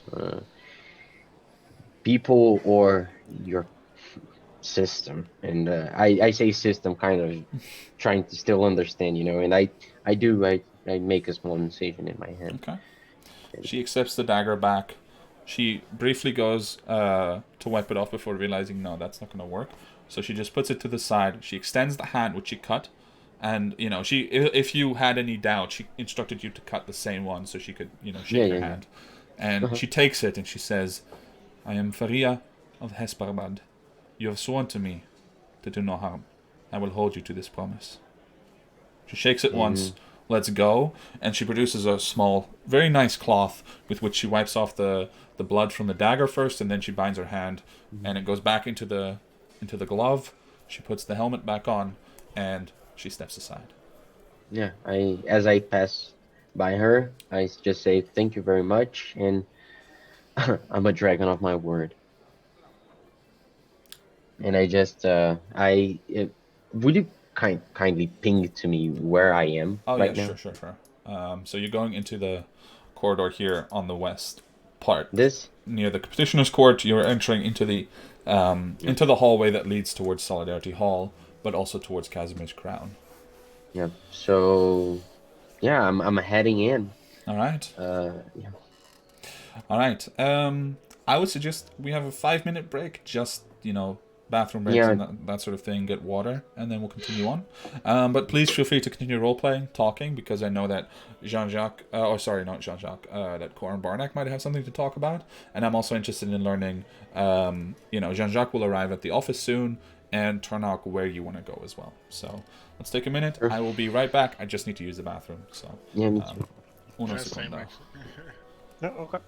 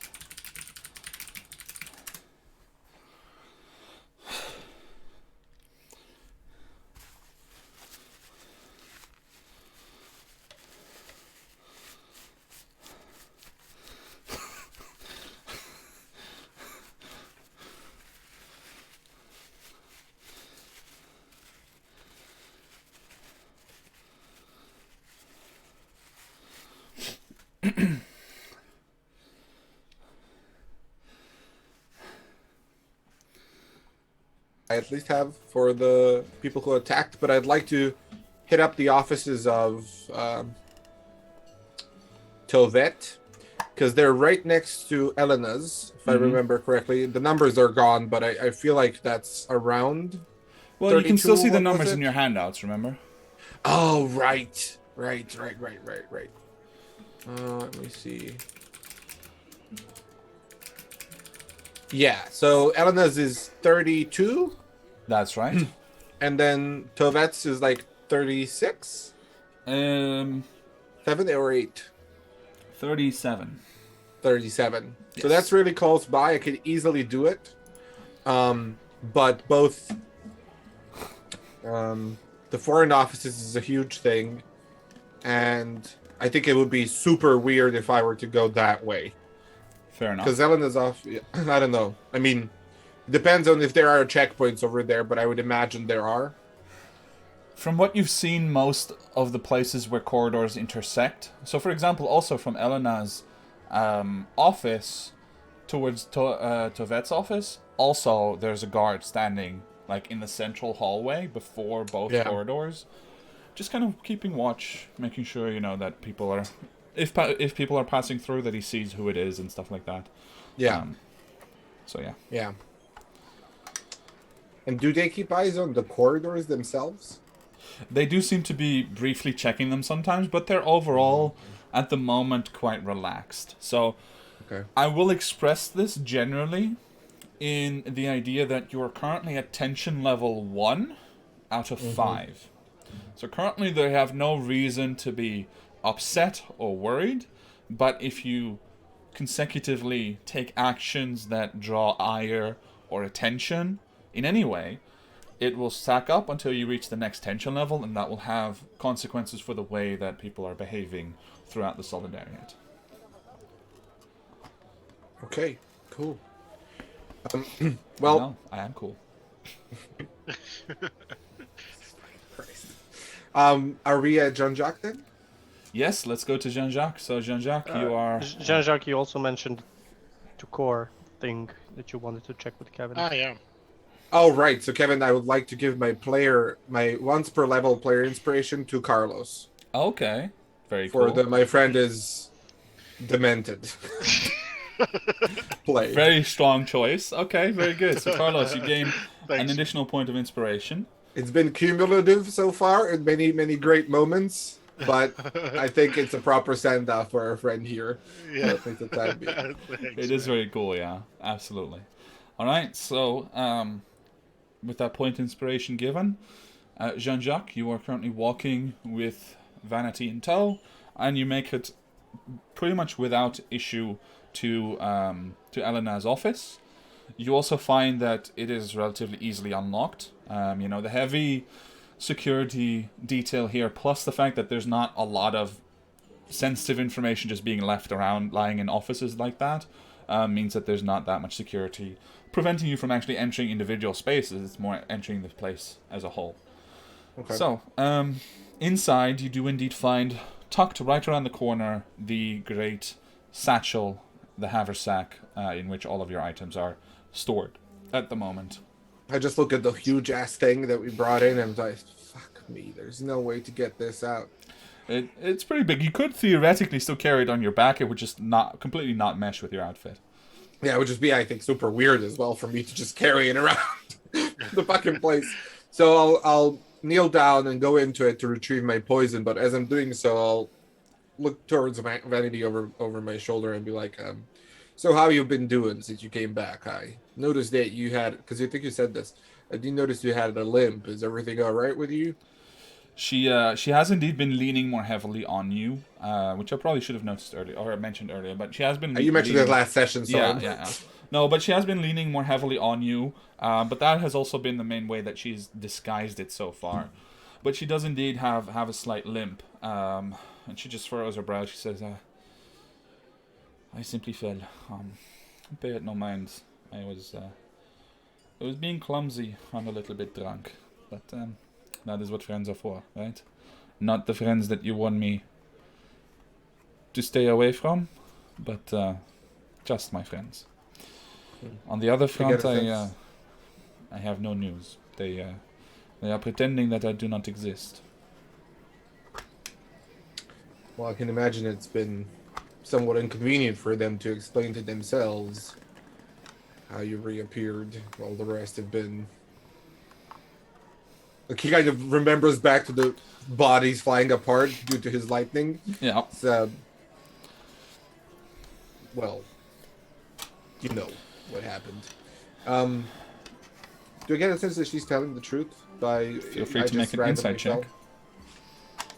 But you do get the sense that she's very nervous at the moment. Like, she's been hiding it well, but here you can see the cracks really forming, where her performance is kind of coming to an end. Insight 19. Okay. Probably not telling the truth about how she got hurt. But, yeah, the shame is real. But the way that she got hurt doesn't necessarily ring true in your ears. Kind of give her a long, appraising look. And they say, you're quite good at this. This pretending bit. Did very well. I would say I'm proud of you, which I am, but I feel like that might be a tiny bit inappropriate because we don't really know each other. And but not a tiny bit patronizing, perhaps. And you can see she's kind of biting back just to kind of take the edge off. She takes a deep breath. I apologize. But are we done here soon? I presume this is what you came for? This bag? Yes, it is.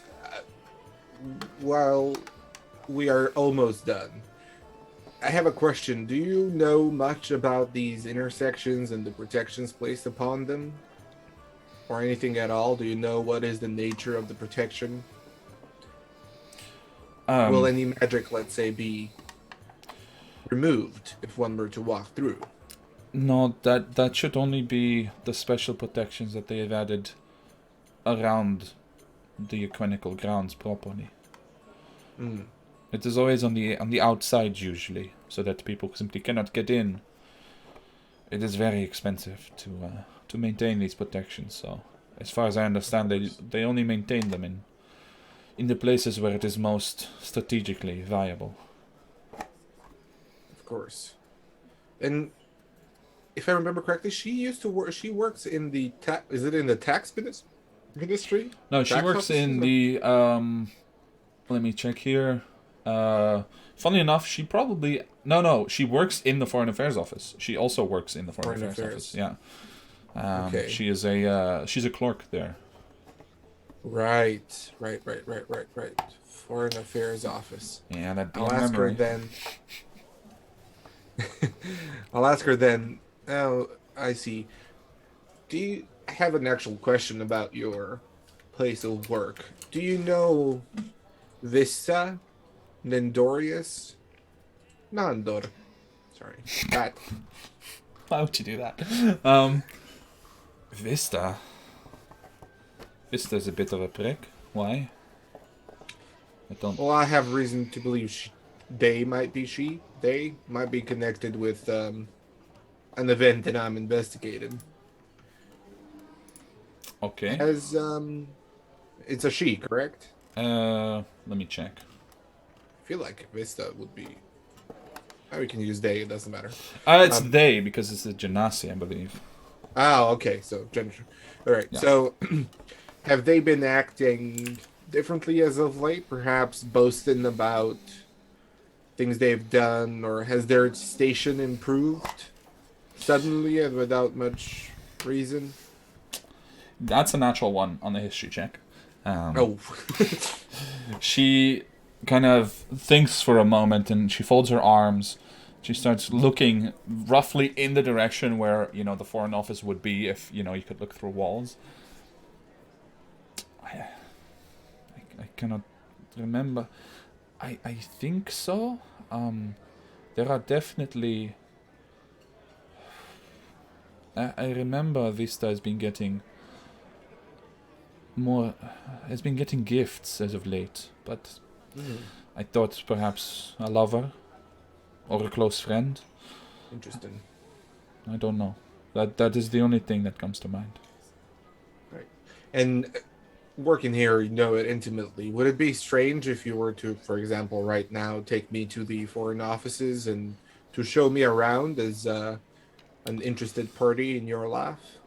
Well, it is where I work, so I could get away with it, with a giggle and a laugh, I suppose. But I am a bit at the end of my rope here, and I'm not so good on my feet yet beyond the superficial. So we would need to avoid being questioned too much. Otherwise, it would. I am there to Then yes, I think I could. help. All right. Because I am very much interested in this vista, and I think it is more natural to do it that way than if I were to use other means. But this will be the end of the favor that I'm Yes, providing. correct. This would be the end. Okay, let's go. All right. Well, Before we leave, sure. and I'll grab my Bloodwell vial necklace. I'll put that on, put it under my cloak so that it's very... Now, my Archmage's robes, they're very fancy, right? They're very fancy, yes. Would it be weird, like, remembering back to the party, would I stand out if I were to wear them, or are there other people in similar attire? You would not stand out wearing them, but the change of clothes might be noticed. Yes, that's what I'm debating on whether or not that would be. But that's a judgment call that Jean-Jacques has to make. So what else do we have? Because I just don't know everybody's list from the top of my head. I know I put those in. I put my Bloodwell vial and I put the poison in. Is there Barnack? You put the blood oath bow. The oath. Yeah, you can- can't take Yeah, that. I have the armor. I have the armor, the sword, and the Take dagger. that. The You rapier. want the rapier? The rapier is also pretty big, all things considered. I just Honey put in there put- for peer pressure. Really, Yeah. there's no way I'm going to get away with using those. those things. Yeah. So nothing much to. Well, we actually do keep our party gold in there. I would imagine, at least. Or do we No, have you a guys specifically left that, right? You didn't Right, want it we to did. potentially be We lost. left it. Yeah. Correct. Yeah. Okay.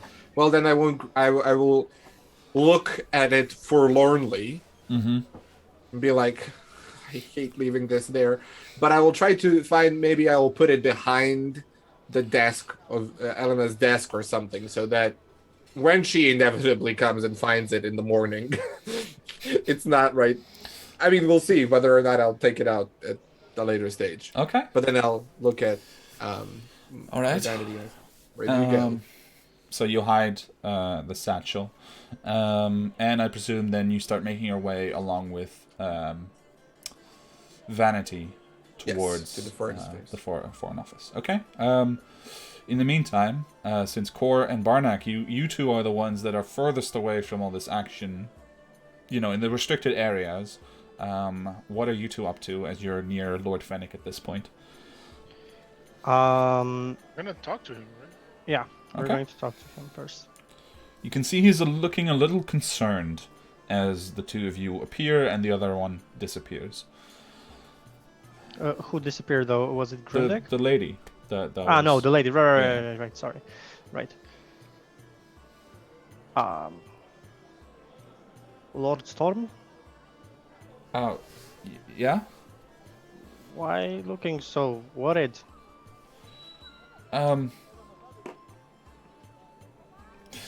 You only asked the question, but could you roll a persuasion check? Yeah. Okay. By the way, Persuasion, I think, Kevin. is Yes.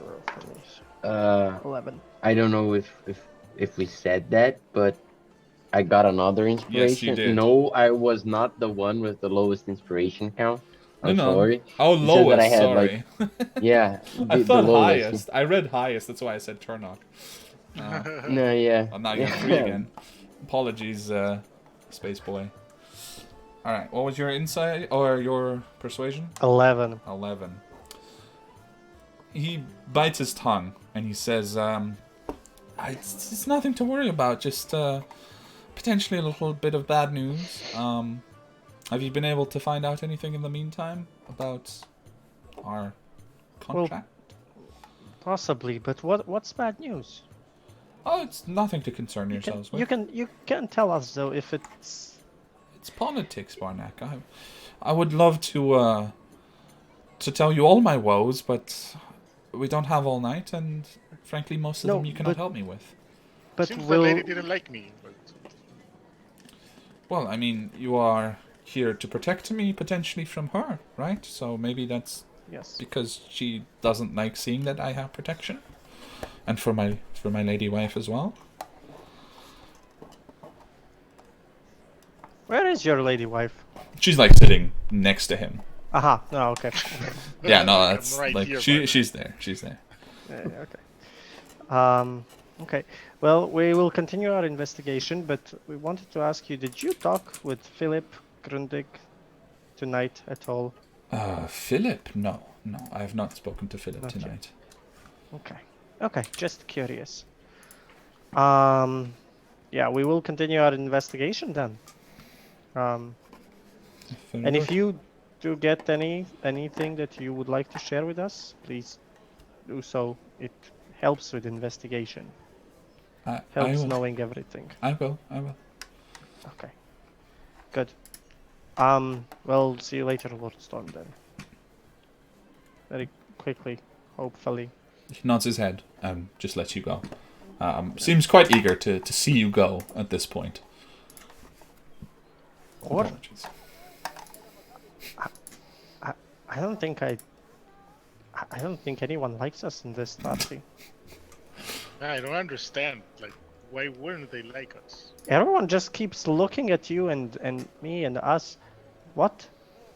What? Should we just get drunk? I've been waiting all night for you to say that, Bartek. But I promised Jean-Jacques that we were going to do the thing with Lord Storm, and we also have some other people to investigate, although, as I said, nothing to... You're right. Drinking also feels really good, though. Maybe just a little bit to loosen up. Maybe just a little bit to loosen up. I like that, Core. Let's go get to the bar, and let's loosen up just a bit. Just a With little some bit. scotch. We'll get some dwarven scotch if they have it. Okay. As you guys are walking to the bar and talking, you notice two of the Solidarity guards very discreetly following you along the wall. Okay. Turn off. They're Sorry. following us, Core. Alright, so as you guys go get your drink, Turnock, what are you doing? Well, so now what I want to do is to actually get out. I was here, right? Ping, something like this. So I want to check out how's security on Casimir's crown at this moment and what's going on right there, but I'll try to go stealthily Okay. and see how that goes. Go ahead and make your stealth check. You are not wearing heavy armor, so you don't have disadvantage, which is nice. Yeah. Please. 11. Okay. You go forward, and you definitely know that you've caught the attention of two guardsmen in the other direction, towards the ingress, towards Solidarity Hall. There are two soldiers standing on guard there, who are just kind of watching you go. But as you look towards Casimir's crown, it's empty. Very notably empty. There's no one there. Yeah. So I approach, and as I get to the corner there, looking towards the pensionaries' court, I kind of, glance through it, see if there's anyone there. How's the activity? How's the movement in there, in this corridor here? Yeah, can you ping it? Okay. Yeah. That place is pretty much deserted as well. Seems. So I just slip through the. Okay. Go ahead and move your token to roughly where you want to be. Oh yeah, sure. I forgot we had that. Let me move you guys over to the combat map just so for this purpose we can. Just for that purpose, you say? Mm-hmm. Yeah, okay. no, because it's not a combat map. It's just the map of the Solidariat. Okay. All right. Oh, yeah. Okay. So, yeah, I was right here. Then I checked this corner. There's nothing there. Then I get closer to the door, and I confirm my suspicions because I couldn't see, right? I just could see this one line. I confirm my suspicions that if the Casimir's crown is really empty. Yeah, it is indeed completely deserted. Notably deserted. So, just out of curiosity, because I think I I missed the briefing. What are the yellow circles? The yellow circles are the places that Elena outlined for you as being the places where you need to look for the offices. Yeah, not my priority, not my business. Okay. So, yeah. So my first, yeah.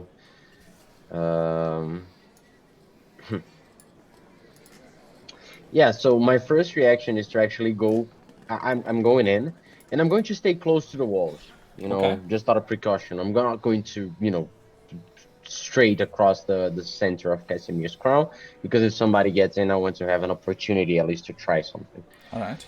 And yeah, I'm going to go here, and I'm going to look this corridor here, see how's the activity. You see a single guard on watch in the other sort of square intersection, but he's not currently looking in your direction. But he's currently just standing guard there.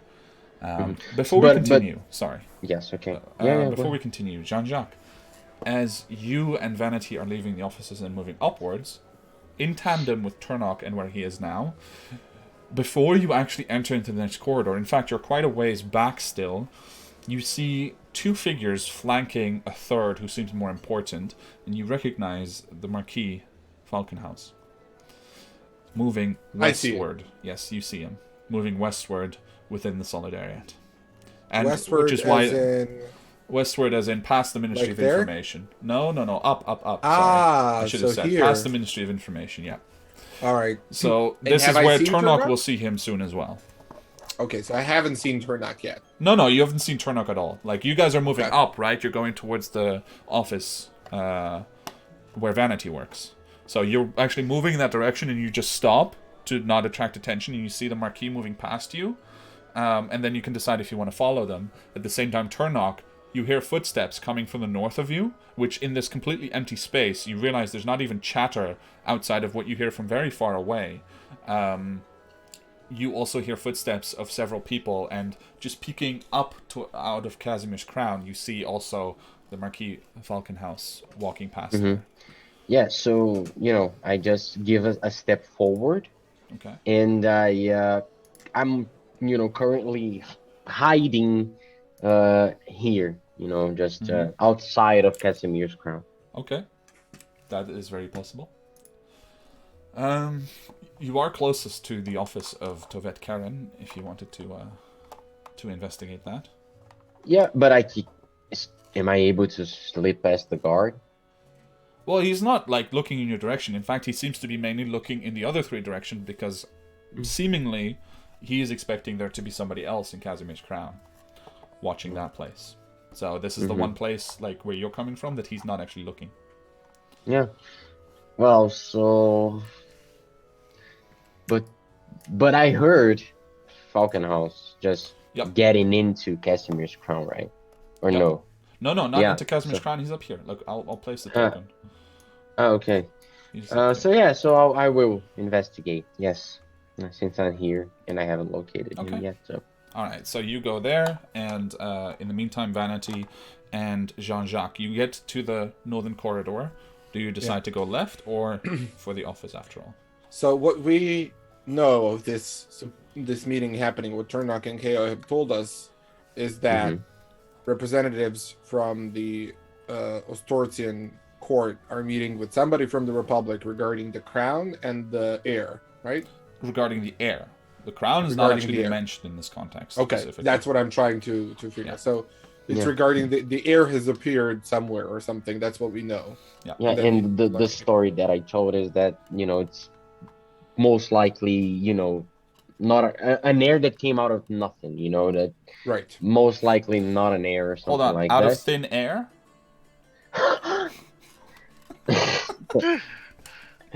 Nicholas. Come on. It was right there. And Was the Yeah, parent.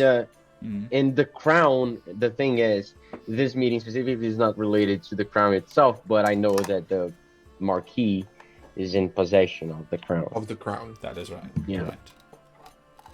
That's it. And I told you guys all that. Yep.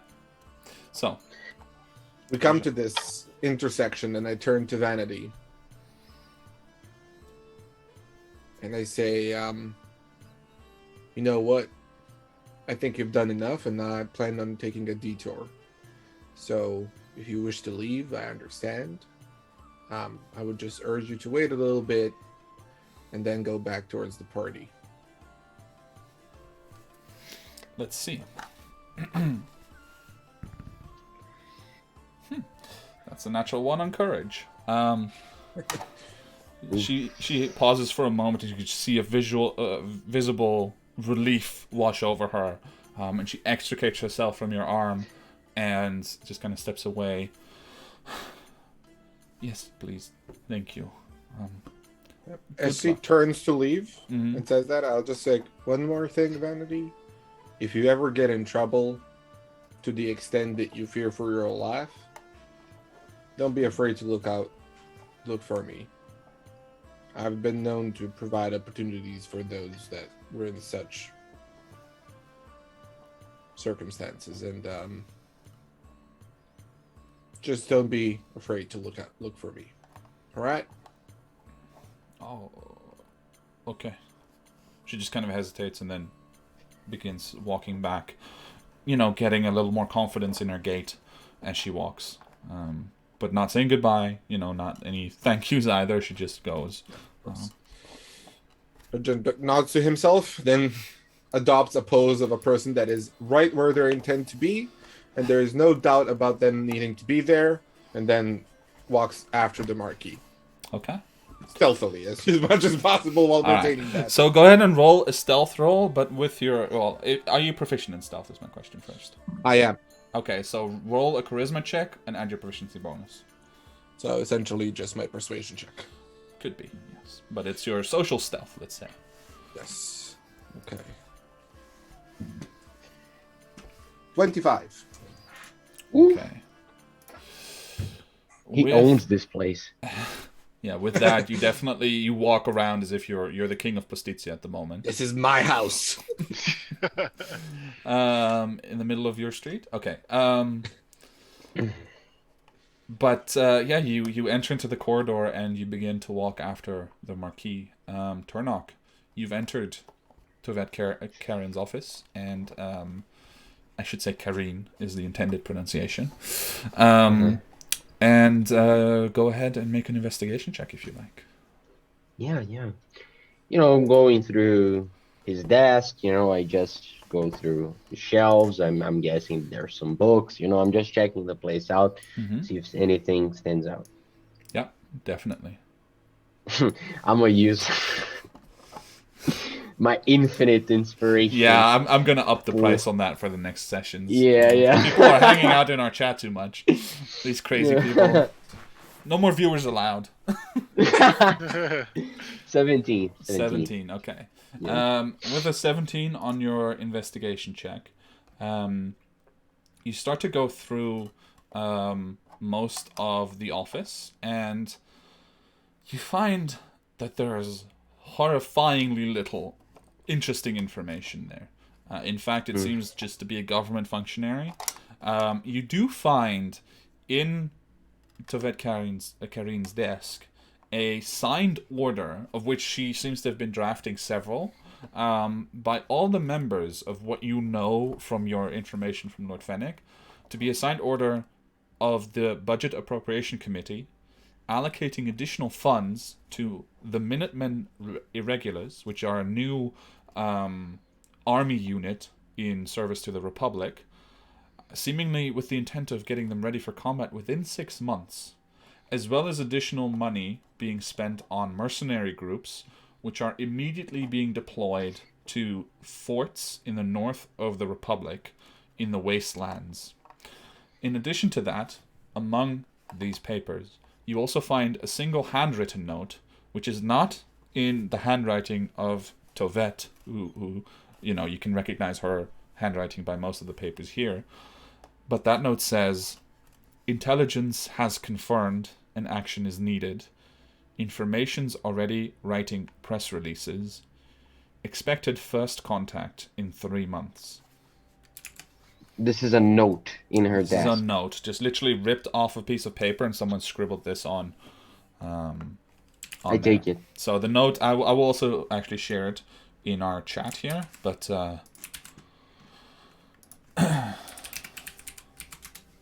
this is what it says. Am I able? I don't know. I'm going to try. It's that I want Turnok to memorize this, but Okay. if it requires Bruno to memorize this, it won't happen. So what do I need to do? Like, I mean, honestly, you can make an intelligence check, or you could literally just try to find an unused piece of paper. There's plenty. This is a clerk's office. You No, can I just don't find wanna waste- another piece of paper I and write it really down don't want to again. spend a lot of time in here. So Well, that would be the fastest. Literally just grabbing another piece and writing it down again. yeah, so I'm going for that then. Yeah. So you can add a copied note from Tovet Karin's office to your inventory. Yeah, and mental notes obviously on all of the other things that I've seen. By the way, you mentioned that I didn't find anything. How's that? Imagine if this office was interesting. Yeah, I mean, it's not, you don't find anything relating to what you were looking for, yeah. which was anything relating to Elena Sortenbrand or her husband. All right. Just for my sake, Kevin, we heard about this allocation of funds once before, did we You not? heard some rumors, indeed, that this was happening, but this seems to be confirmation in that direction. And we heard it from the lady? Storm, was No, it? No, you didn't hear it okay. from any official source. Oh, okay. It was just something that was being whispered around, I think, in the city itself. Ah, okay. So I'm going to rearrange everything like the best I can to to be unnoticed that somebody messed around her notes, and I'm going to leave now, and I'm going to try to head back to Casimir's Crown. okay, could you just real quick make a history check for me? Yeah. Wow. 8. Okay. You're fairly confident that you managed to put everything back the way that you remember it. It's roughly in that direction. All right, so you emerge. At this point, Jean-Jacques, you've been after, in the 5 minutes, because Turnok, it didn't take you long, right? You were being fast, you were going through everything as quickly as possible. In those 5 minutes, Jean-Jacques, you did manage to kind of trail the Marquis. You noticed that he kind of stopped here at an intersection for a bit, and you see that there was another set of guards who were promptly sent away by him somehow. Towards my direction or towards No, a just different generally away. Good. you if they came in your direction, you managed to just kind of duck into a side door and come out again. After which you notice that the Marquis has headed over here, and from what you can tell, by the time that you get to this intersection and have a better look, he must have disappeared into the court of Elspeth. All right. As I get there, I'll take a deep breath, and from my pocket, I'll produce a platinum piece coin, and I'll look at I would imagine it's one of Edeah on one side, and then the emblem of the Republic on another. I'll toss it into the air, catch it, and put it on the back of my palm, and tell me, what is it? Is it heads or tails? Let's find out. Wow, it landed askew. A D4. That is tails. Tails. All right. Give myself a mysterious smile and send a short prayer to Timora in my head. Okay. And using a sorcery point, I will cast invisibility on myself and proceed after the count. Okay, so this is what happens. You toss the coin, and you catch it. You look at the result. Maybe think for a moment longer than you would have normally done, sending the prayer. And then you disappear. At the same time, Turnok, I assume you were heading in the western direction as well, right? You were going in the direction you saw the Marquis go. Yeah, I didn't saw the Marquis, did I? You did. You did. You saw Oh, him okay. passing past Ah, Carnage. oh yeah. So then yes, Okay. most definitely. So you emerge, or you're about to emerge into the corridor here, where you see the outline of someone disappearing. You don't know for sure if it's Jean-Jacques, but you have a good impression that it's him. However, you have to pull back immediately, and Jean-Jacques, your heart almost stops, as coming out of the far end of the hall, emerging, is several of the Solidariat guards surrounding a man in quite fine clothing, kind of reddish hair, and behind them walks the Lady Esme Bonneville. My. You disappeared Yo, like the God. second that they were stepping into the hallway. Yeah. anticlimactic AF, I know, but give me 1 second. I really need to. My food's here. That's okay. Here, No Kevin? worries. From here or from here? From here, by the Ministry of Security. Ministry of Security. Yeah, okay. And the red-headed man, is that the Lord Bonneville? No, that is definitely not Lord Bonneville. In fact, he seems to be the one being escorted by these guards towards your location. Interesting. And the Esme is there. Alone. With the 3 Solidariat guards, as well as a 4th man, also in very fine, heavy armor, but who seems to be of a more commanding nature among the lot of them. You look again, and you barely notice in the back walks one tiny thief that is very familiar to you. One Arby walks beside Esme, chattering away quietly to her. Okay. What the fuck is going on? Well, you do recall that Arby said that tonight he would be selling what he stole on his last heist. Yes, it's just interesting that it's to Esme of all people, apparently. But I'm getting an idea of who he stole. Or what he stole might have been a who he stole. So I'll try and I'll wait for them to come to me. Okay. And try to trail them. All right.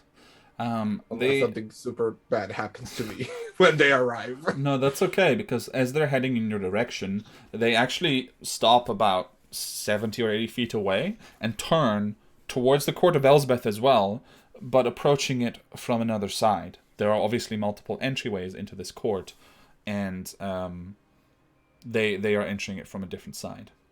Okay, so seeing that, I'll go towards the one which seems to be closer, which is the one where the Marquis disappeared into. Yeah, that is correct.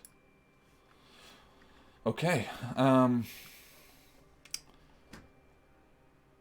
So at this point, we'll need Turnock back. So I'm gonna quickly jump over to. Well, still, let's actually quickly jump to Core and Barnack, see what they are getting up to at the bar, being followed by 2 of the Solidariat guards. What? I think we're being followed, so let me deal with this. Okay? You just get another scotch for me. Okay. And I'll turn around, and are those 2 guards still Yep. kinda following us?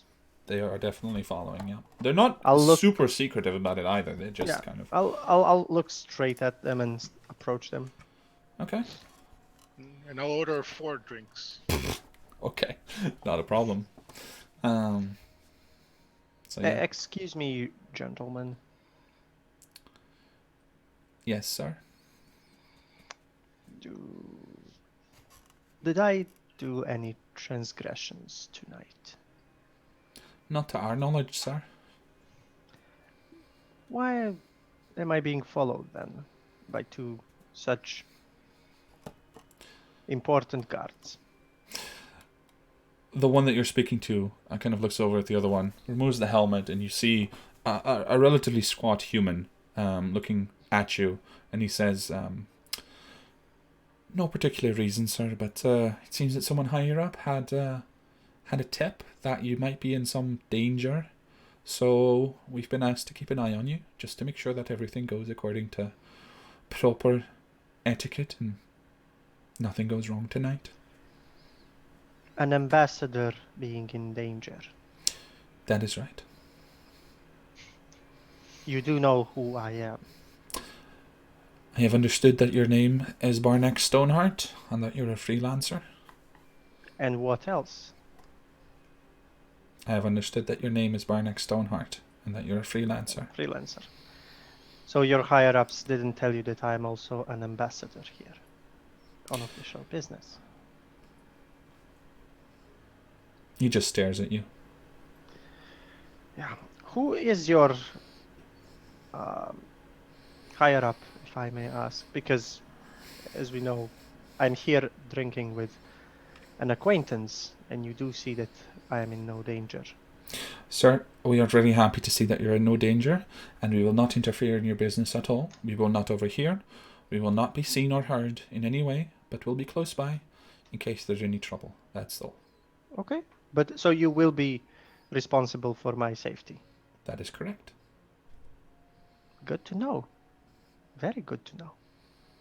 Thank you then. Thank you both. And I do hope that your job doesn't get any harder because of this. That is very good to know that I have 2 personal guards tonight.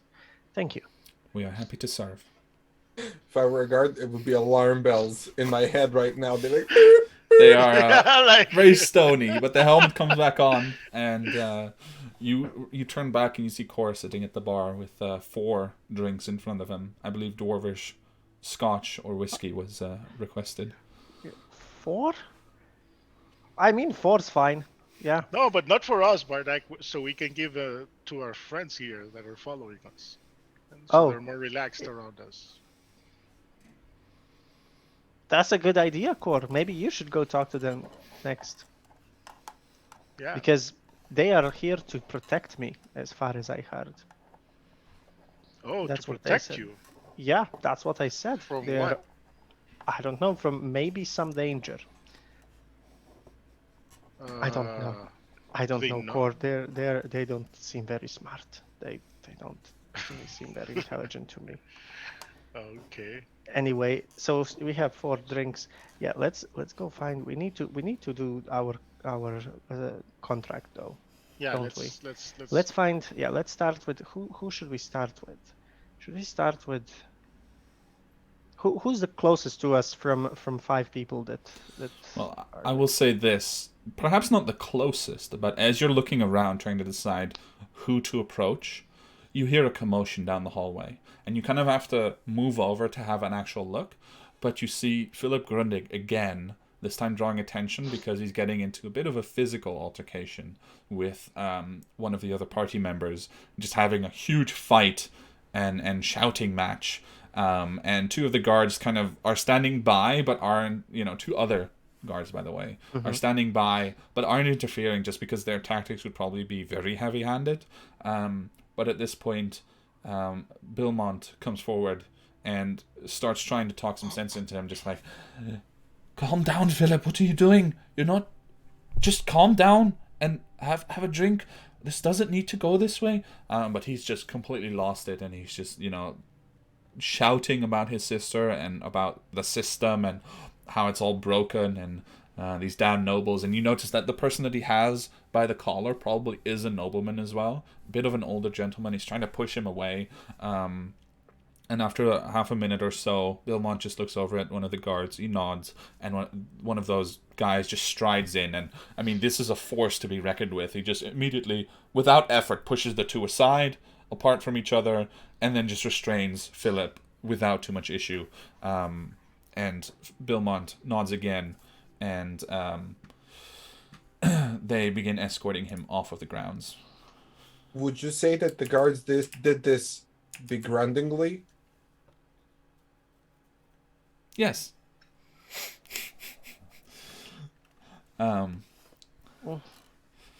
By the way, Barnack, when you sit up that straight, you're a little out of frame. Just FYI. Oh, sorry. Hold on. That's okay. I'll fix it. Yeah. Slouch more, Just Barnack. slouch more, man.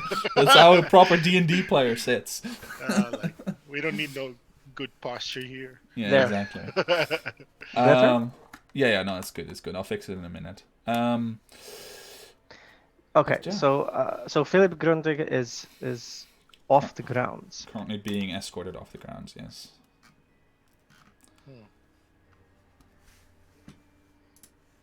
Darn it, there goes one suspect. Okay, well, Core, if this keeps up, we won't have any suspects, so I can consider that our contract kinda half done at least.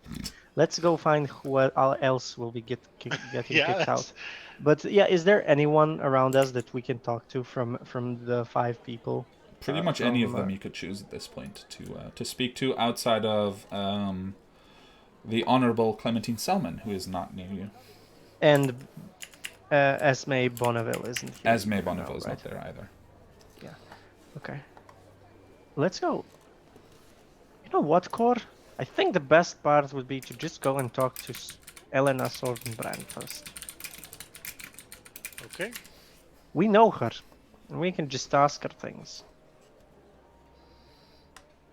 Let's take those. Yeah, get those drinks. We'll need them. Either us or her. Someone's going to need them when we start talking. All right. Just grab them all. They're spilling like. So, in the interest of some time, what is it that you're trying to find out from Elena? Very subtly, although subtlety isn't Barnack's specialty, hopefully Core's specialty. No. No. Yeah, we're going to find out if she has any ill will towards Lord Storm. Okay. So yeah, as you approach Lady Elena, she's still doing that bobbing and waving through the crowd, but more slowly, having longer conversations.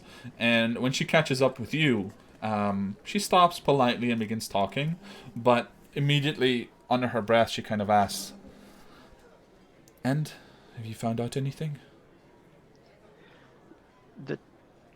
I got completely confused by that because I think that she's talking about Lord Storm's contract. So I'm like, we're trying to find it out now. But then why are you talking to me? Well, wouldn't you have any information?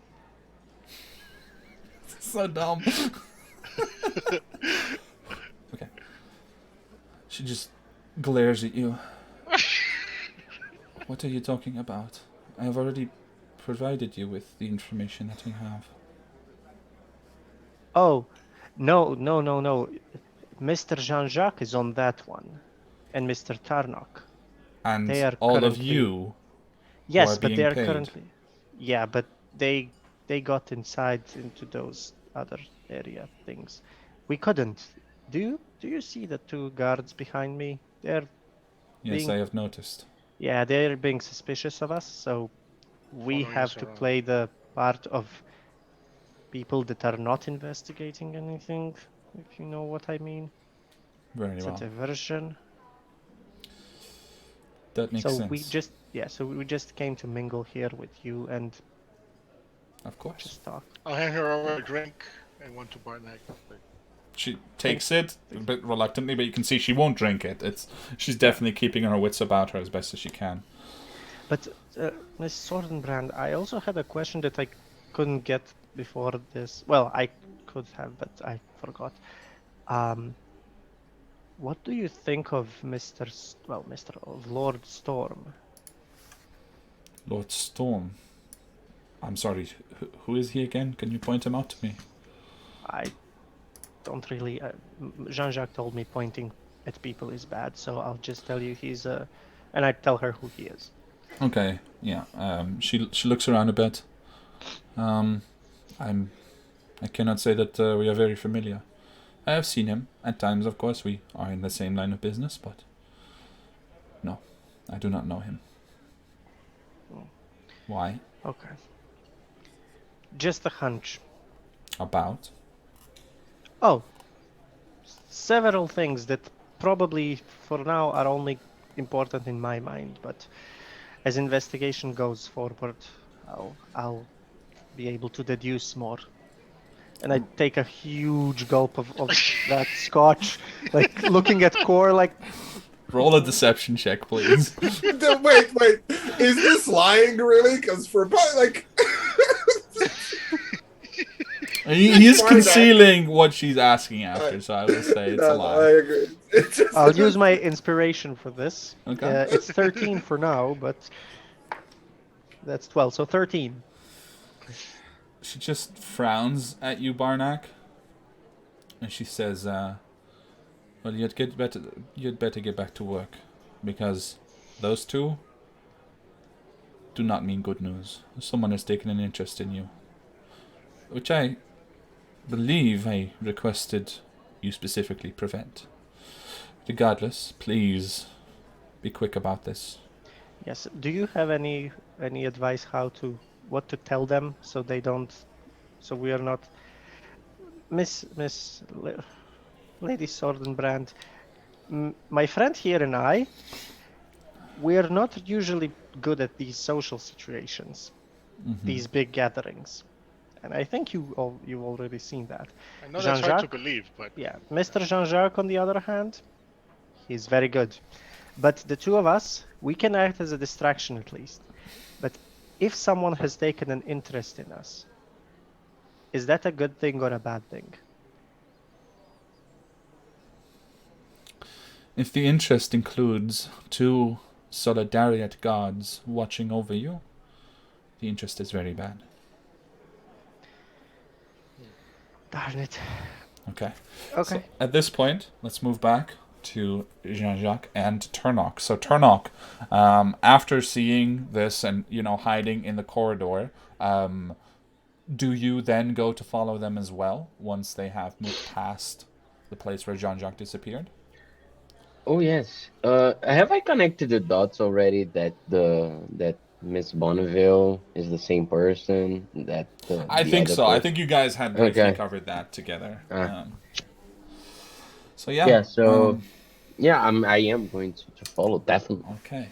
So I will say that the following sequence occurs. Let me get things set up properly here. And please, Barnack and Core, let me know if you can't see anything. Because I don't want to leave you guys in the dark just because your characters aren't there.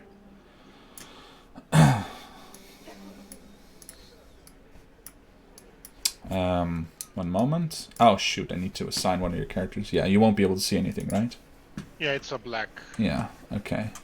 So let me fix that real quick by giving you Turnock's vision.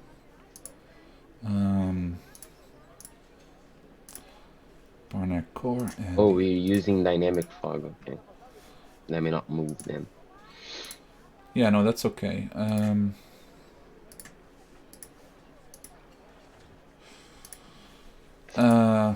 It's not updating. God damn it.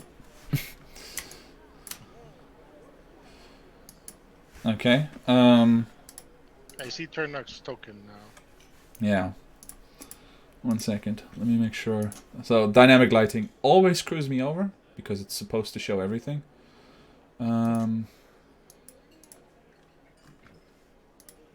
There we go. Okay.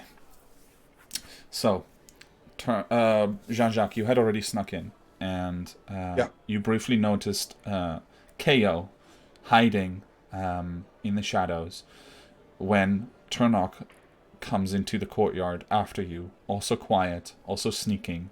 You guys can hear voices from the actual inner courtyard beyond, currently discussing things amongst each other, although it's hard to overhear what's actually being said. Well, I will approach closer, relying on my invisibility. Okay. To try and hear what they're talking about. All right. In the meantime, yeah. I'm just going to approach Master KO, and I'm glad you were able to sneak past, really quietly. He looks over his shoulder, and you can see he's already geared up. He's got his full gear on. Somehow he managed to get it inside. Even his greatsword is on his back, and he looks over his shoulder. He looks you up and down for a moment, Where are your things? We may have to fight these people to get the air. Your intentions is to get out of here with the air? Are you insane? I have I'm sorry, some tricks sir. up my sleeve, prepared for this moment. Well, then I'll need to be of use in a different way because my things are in Mrs. Sordenbrand's office, as I Yes, mentioned where before. you told me to put them. I thought that you would retrieve them and then join me. In case we needed a fight, Mr. K, you should have told me your intentions of. I was You not should going have to told. leave here without the air. I assumed that you had enough experience to put things together. Yes, enough experience to know that simply hijacking a high interest subject is not going to be something that can be done within this place. My intentions were just to keep track of him and manage to get him in a more appropriate situation. This is the last appropriate situation. If that person enters the palace, they will never be without extreme guard again. They will always be watched. It will only be more difficult from here on out. So if you have the means to get your friends here with their stuff and to help us, do so now. Do I hear this conversation? Because I'm nearby. I would say you hear the beginning, so it's up to you whether you choose to sneak forward and have a better look or whether you kind of stay around to hear. Because they don't know that you were there right now. Yeah, because my intention was for comedic effect to an extent and to let them know that I'm there, but I'm more interested in what's happening with the group. So Okay, I'll continue forward a little bit more. Alright, so go ahead and move your token forward, and roll with advantage your stealth check. Okay. What the fuck is that in the corner over there? Yeah. So What the fuck is that, Kevin? What? Oh my god. It's a 14 with advantage. With advantage, okay. Yes. So you realize that the snow in here has fallen quite freshly tonight, and just being on the warm lawn that's been enchanted, you've not been thinking about snow and everything that it means. So as you move forward, at least KO and Turnock both hear the crunching of snow underneath boots. You don't seem to attract attention yet from those beyond, mainly because they are currently engaged in quite a fierce conversation amongst themselves. yeah. As we notice this, I just poke KO and I say, "Not all of my friends made it, but..." And then I point to the boots, some of them, Well, that is something. and I I want I want I don't wish to retreat and grab my things. Actually, Okay. I'm not gonna do that Seeing that because you're I'm going to not gonna stay, fight. he pulls out a dagger and hands it to you anyway, just in case. Okay. Okay, so Jean-Jacques, you, listening in on the conversation, you hear Esme's clear voice challenged by that of the Marquis as they exchange words.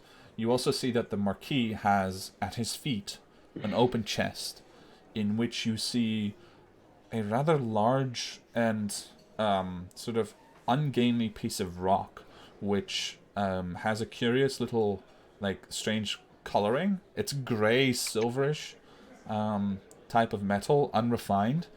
Like a piece of meteor that we saw.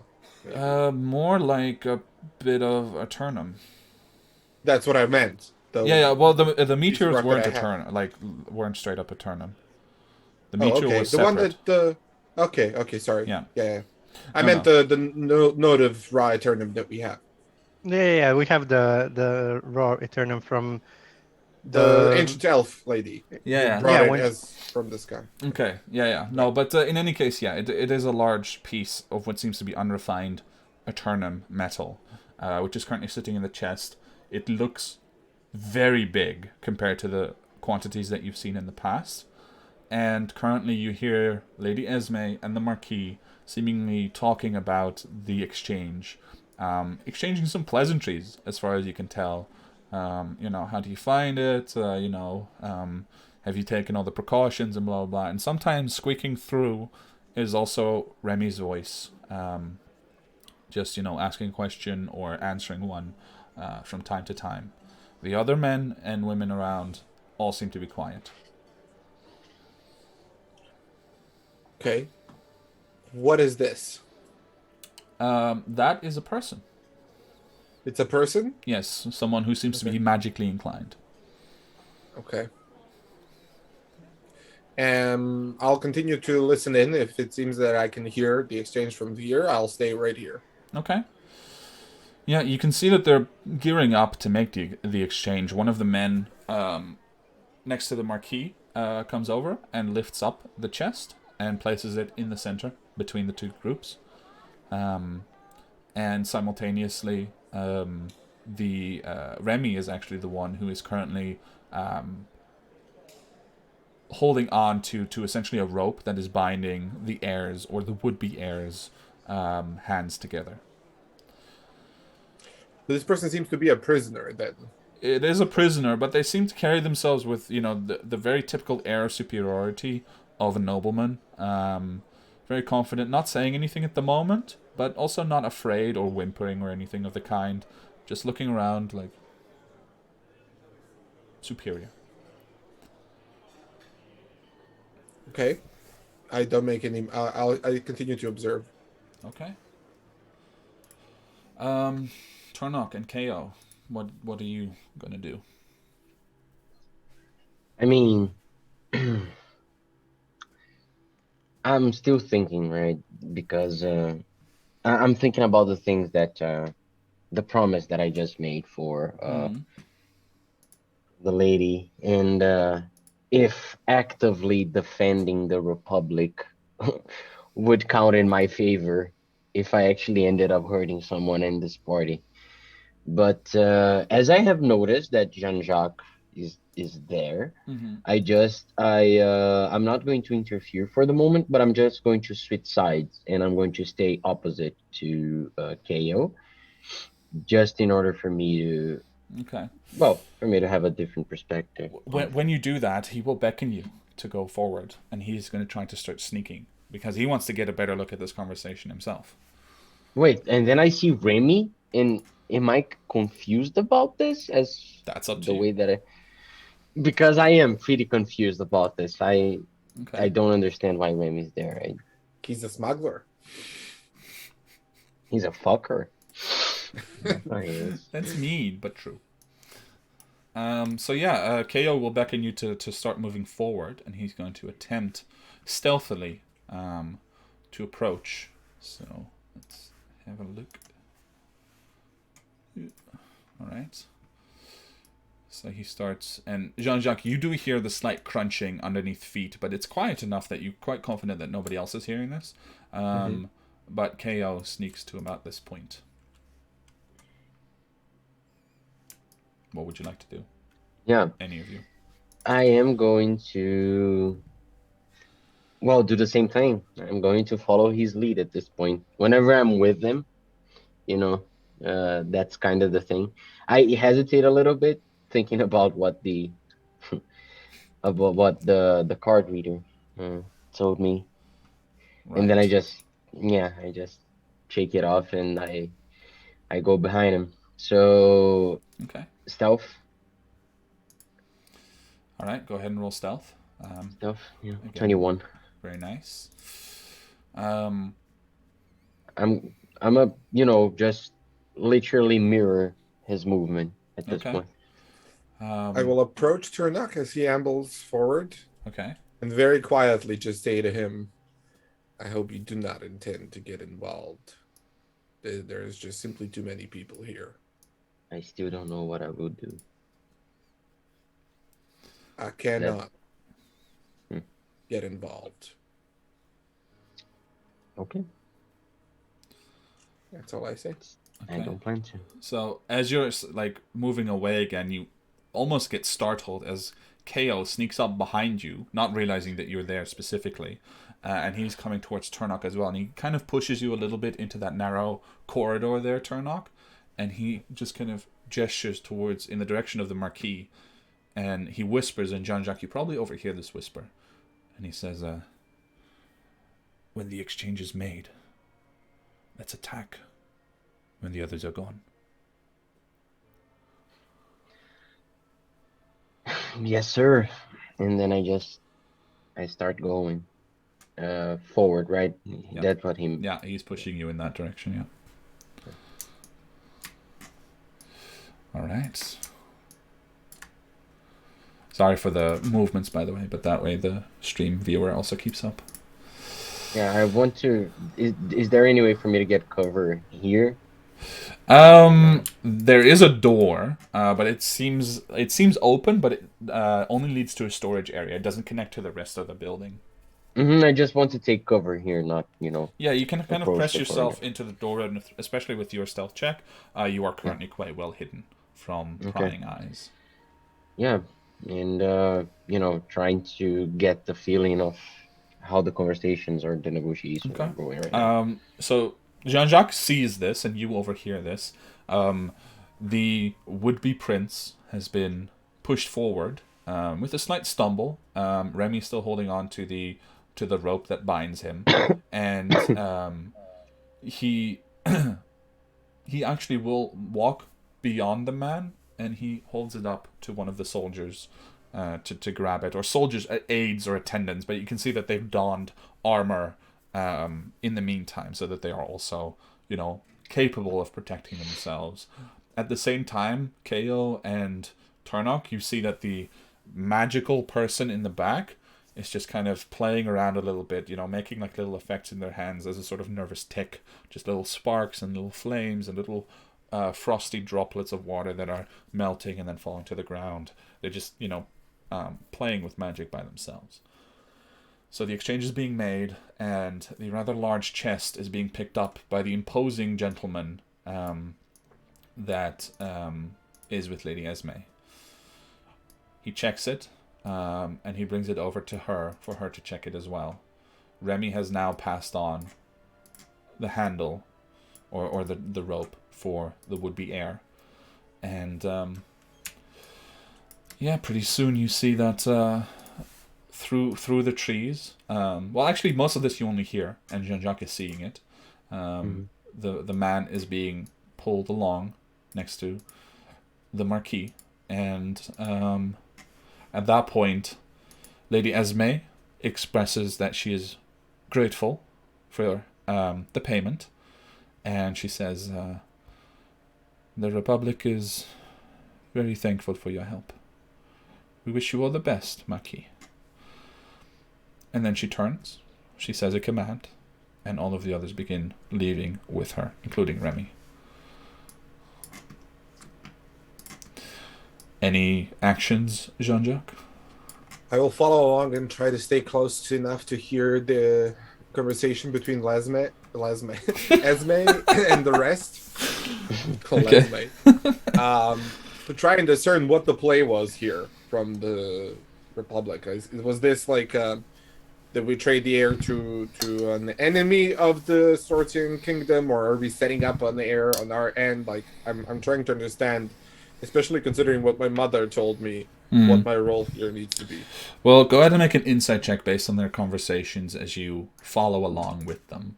Oh my god, that's a 4. Okay. It's not unusual because, especially in the company of Remy and the guard, there's no one there to particularly question her or talk to about her plans. So she's quiet. She's reassuring Remy that he's going to get paid. And she is confirming that there will be a nice bonus in the wind for the guards that have been helping her. And that's pretty much it. And that's all you hear as she passes out into the hallway. She starts heading back to the party. And Remy, along with the guards, head out in the other direction, back the way that they came initially. Okay. I will...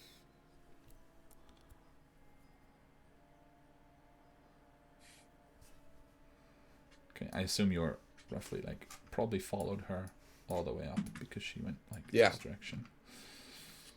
I'll move towards the exit. Okay.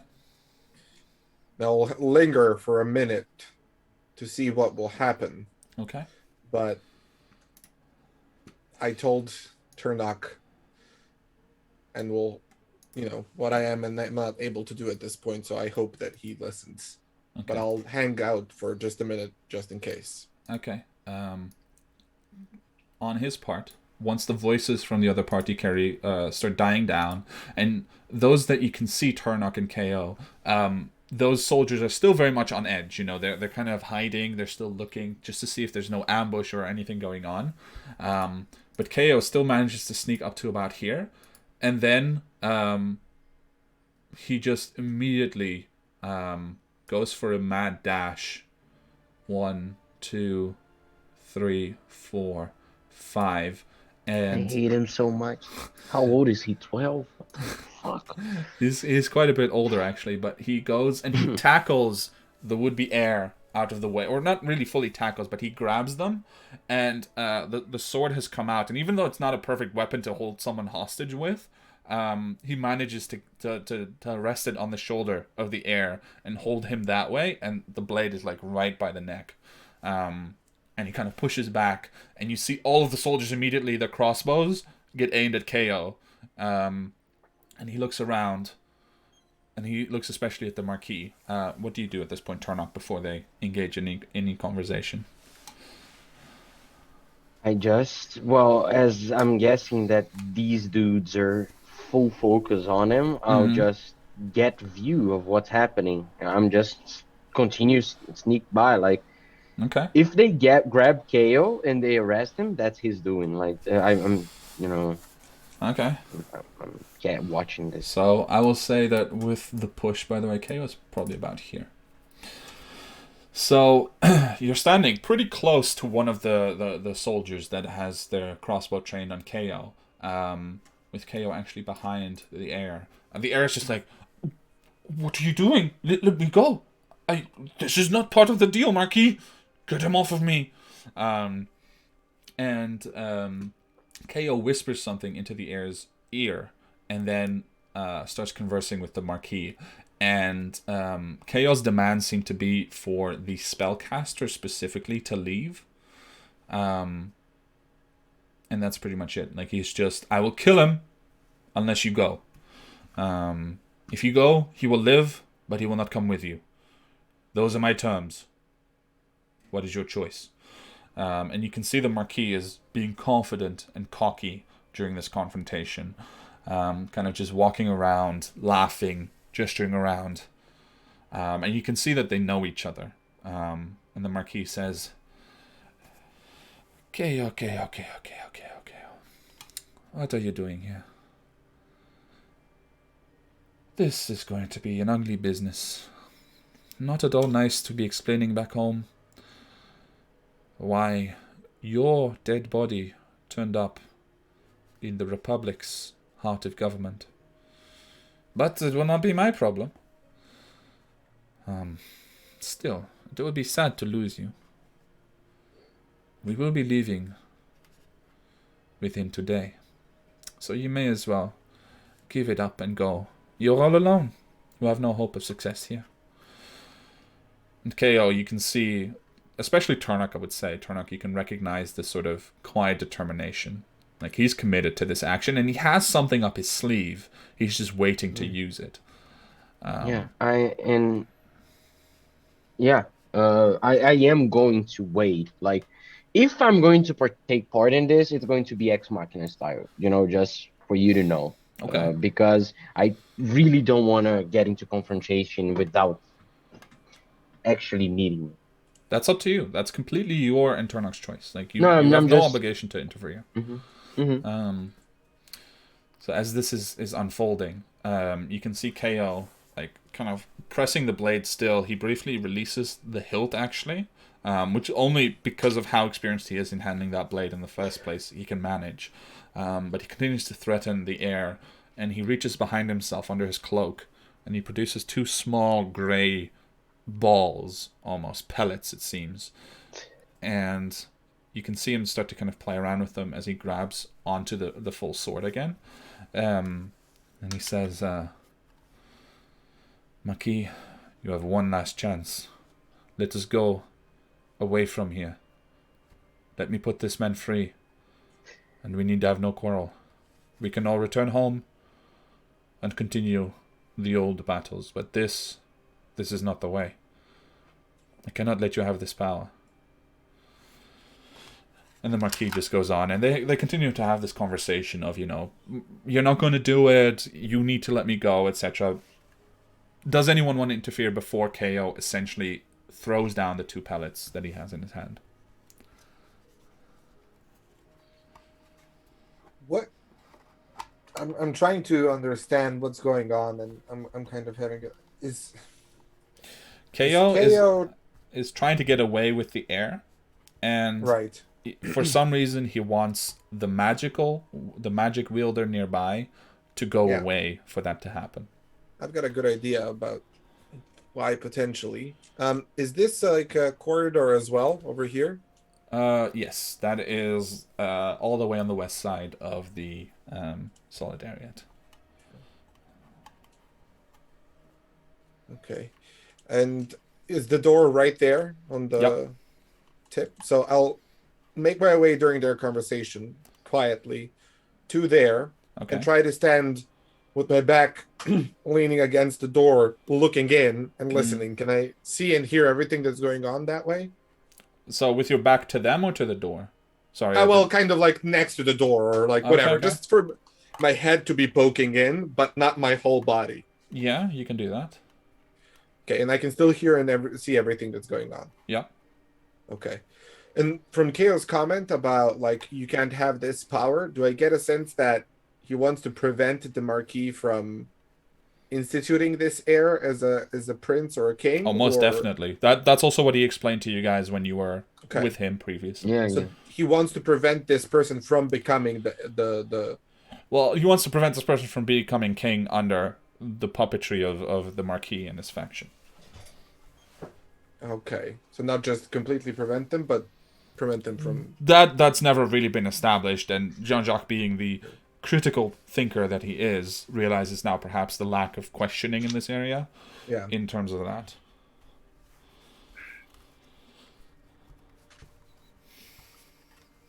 So, any action? No. Okay.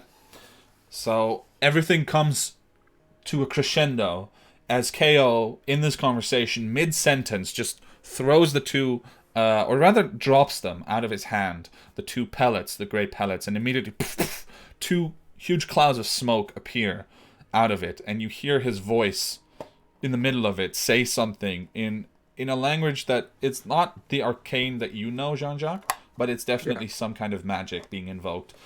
Is it enough for me to understand what is happening? Make an Arcana check. I will say, Turnok, that you don't know him to be a magic caster, so presumably this is something he prepared specifically for this event. Oh, no. Natural 1. No. Now, in the whole commotion, as this whole thing begins to explode, you are not able to overhear exactly the words, but you do see and hear through the smoke, because the smoke is not completely opaque. Like, you can still see through it. You can still see the shape of KO and the other shapes. You recognize the beginnings of a spell being cast in response to what KO is doing by the by the one magic user that is in the midst of these soldiers. That magic user is over there where they appear they are, right? Yeah. I will, using a sorcery point to make it a subtle spell, Okay. cast counterspell Okay. at... Fuck. It's so hard because I want to... Like, this is an existential crisis moment for Jean-Jacques. I don't know what to do. Well, I will. While you think for a moment, at Turnok, what do you do as everything bursts into motion and action? I actually...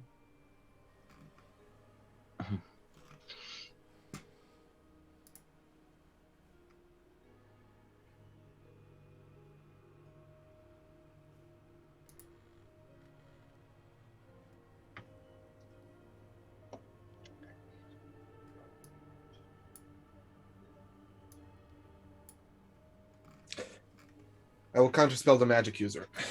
At which level did you intend? Level 4, level 3. Okay. Very good. Yeah, So, my actions were basically depending on what after Jean-Jacques started doing, I was planning to go afterwards actually. So, unless that's not the case, and I need to make a decision now, not based on what happens next, I will. well, you If I can need to wait. make You can some, choose to wait. yeah, yeah, That's I will viable. wait. Yes, Okay. I'm still waiting, and I I, will- I actually gave it 2 steps back. Okay. I will Interesting. add that I cast this subtly, so there is no verbal, somatic, or any kind of component. It just happens out Yep. of thin air. I was just peeking in, and Yeah. as soon as I cast it, I go fully behind that wall, Okay. so that I'm So nowhere. you, inside. there's just a sudden, loud, angry shout from the Marquis. No, you fool! And as the smoke begins to clear, both KO and the would-be heir have disappeared. Yeah. Immediately casting invisibility on myself. As and I see moving that, towards I'm the Foreign Affairs storming out of this shit. Like Okay. I'm going out. I'm going out. Okay.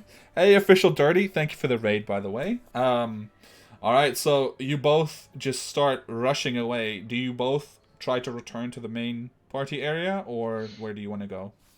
I Yes, continue my mission. I go to the Foreign Affairs office. Okay, so you go to the Foreign Affairs office in Turnock. You rush out of the... Yeah, through the preferably through the same checkpoint that I Okay. passed. Could the you first time just quickly... I will say, because you're still hidden technically in the first place, could you make a stealth check with advantage?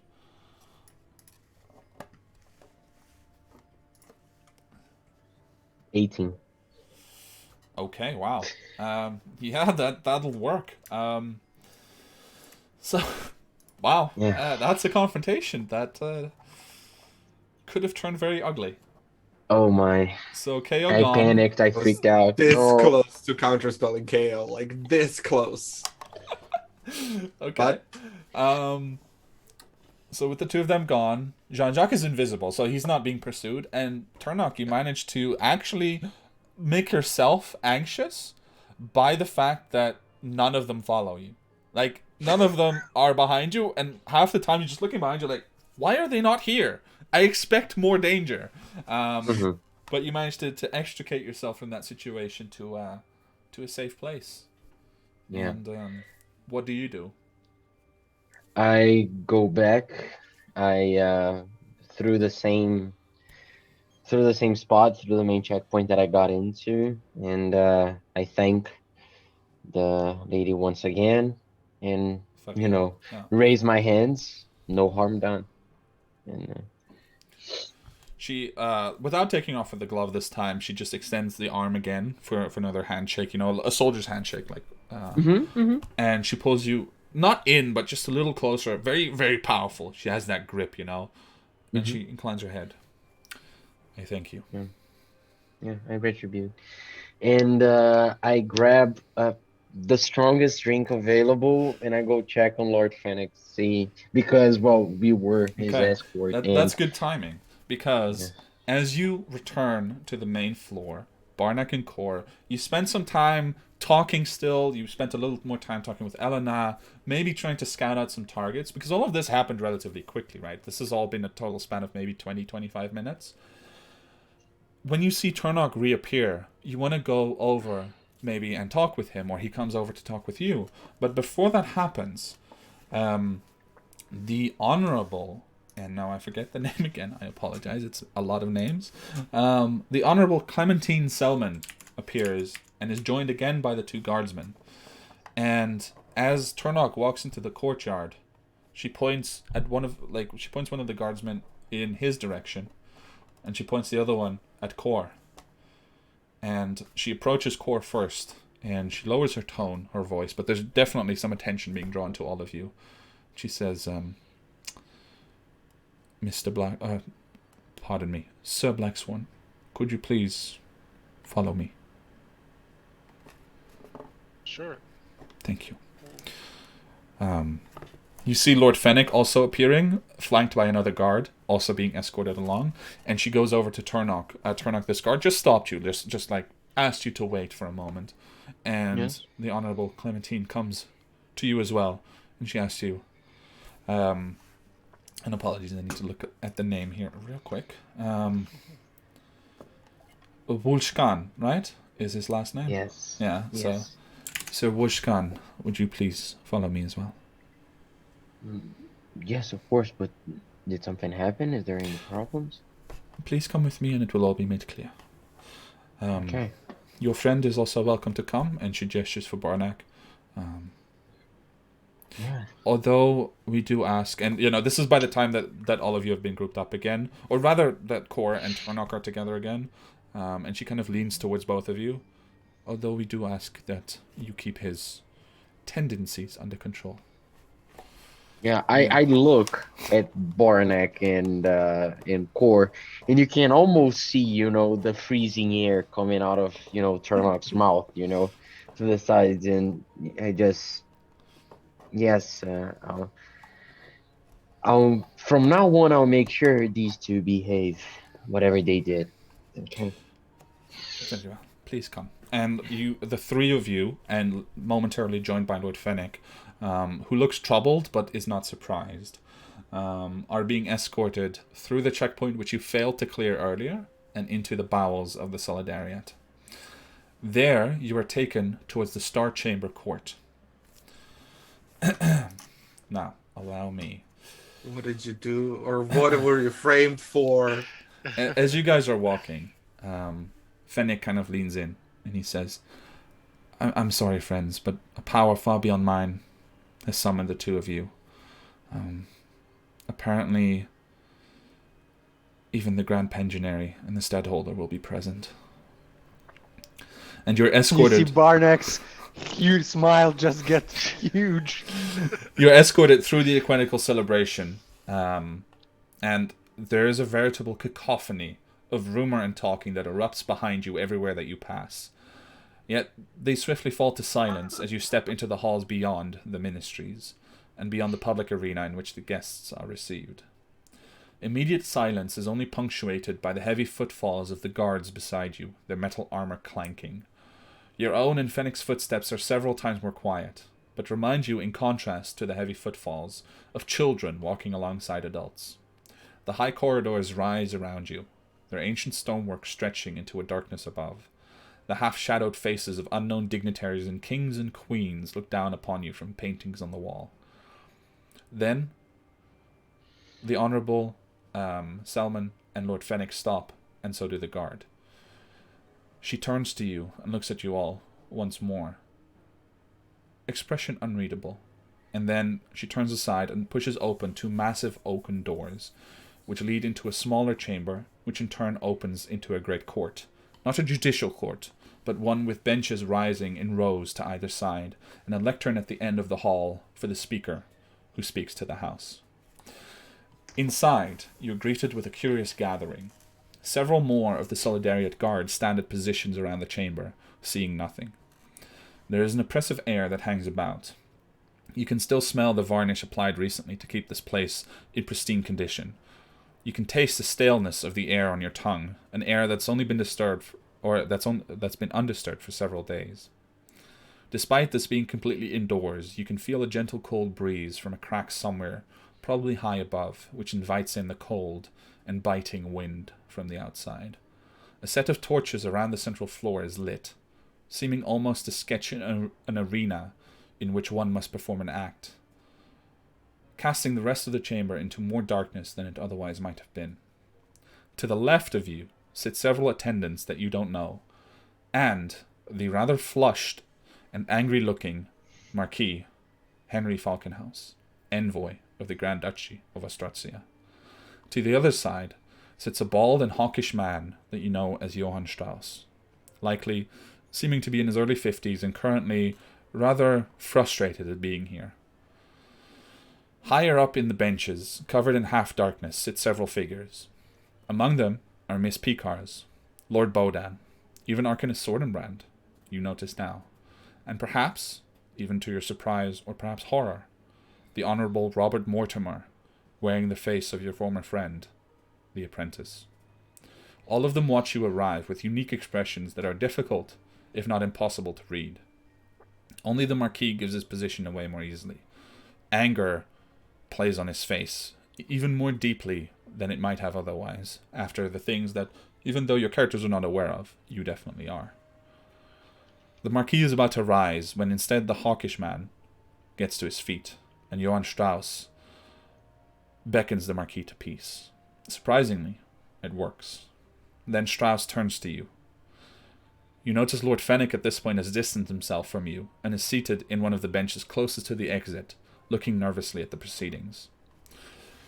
And Mr. Strauss begins. Well then, here we are. Thank you for joining us. And he kind of beckons you in, and the Honourable Clementine Selman joins him, seated in the benches behind him, and he addresses everybody in the room, raising his voice, and he says, "Honoured members of this court, we are gathered here tonight in emergency session to hear claims by Marquis Henri Falkenhaus of Ostrozia, envoy of the Grand Duke and honoured guest in this republic.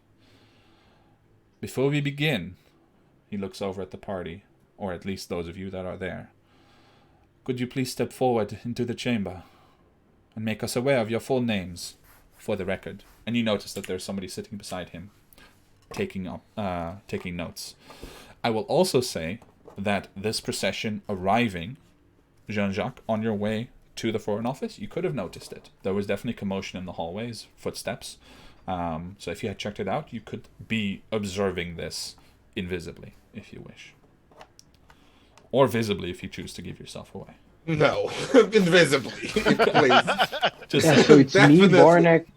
But I won't Barnack, and enter the Cor, right? courthouse because I would imagine there are can I observe outside of the courthouse itself somehow? Well, no, the doors are being closed, so you would have to either slip inside and observe, or you would have to wait outside and then simply go about your mission.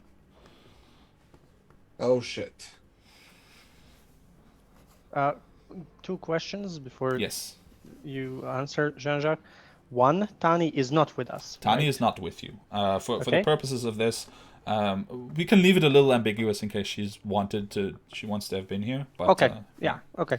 But the second one is, they especially called 2 of them, and they said, "I can come," but Yeah, you Like- you are not. And you get the impression as well that Turnock and Kor are the ones being flanked by the guards. You're simply there. You could sit May down I- just like yeah. like May Lord I Fennec. sit next to Lord Fennec? Yeah. Yeah, absolutely. Yeah. Okay. So I step forward, and I don't know what the Marquis reaction to that will be, but just as a reminder, I have the locked heart sigil. There's on definitely my- disdain coming your way. Okay. And I step forward and I bow and Kukenurdok Vulshkan. You see the note Turnock. being taken. This time not being asked to spell it. And then all the eyes turn to Kor. Wait, before I do that, did you enter the room, Jean-Jacques, or... Well, do I know, generally speaking, do courthouses in the Republic have any means of magic that is meant to suss out hidden people and things like that? Well, is this- you wouldn't be necessarily aware, but based on your experiences so far, this is an inner house, so and this is not something that's usually open to public, so they don't necessarily, take any precautions. Yeah. Once you're inside the solidariat, you're relatively safe. All right, so let's roll the dice, and I will sneak my way into the courtroom invisible. It's just a quick whoop, and you get through the doors, and you can sit pretty much anywhere you want. You're not being noticed by anyone. Yeah. All right. Okay, so I'll step forward and I'll say, my name's Kor. I'll just say that, Kor. You see a slight sigh as Johann Strauss looks over to the Marquis, and the Marquis just shakes his head, and Strauss turns back to you and says, "Your full name for the record, please." Blackthorn. Good. Please come forward, and you see that there's been a bench set up for both of you if you wish to sit, but it's almost insultingly low. So you can also choose to stand instead. Yeah, I'll stand. Okay. So now kind of central in the chamber, the bench is rising around you into this darkness. you guys are standing flanked by these torches, and to your left stands the Marquis, who now gets up at a nod by the Honorable Strauss. And the Marquis rises and he says, "I will now bring forward the charges for these two individuals. For the one, I will call Turnock, a member of the Order of the Locked Heart. He is declared an outlaw for treason by the Grand Duke himself, and he has since been summoned to present himself before the ducal court and face trial, which he has failed to do. He is here as a fugitive and illegally. For the one known as Kor, he is a known traitor to the Order of the Closed Fist. He has long been a fugitive, and finding him not only hiding in Postizia, but as an honored attendee of this here celebration, is a grave insult to the Grand Duchy and the Order. I demand imprisonment and transportation back to the Grand Duchy for both of these subjects." And he sits back down, and the Honorable Johann Strauss rises, and he says, "It is today our intent to find out the truth of these matters and act accordingly to the laws of Postizia."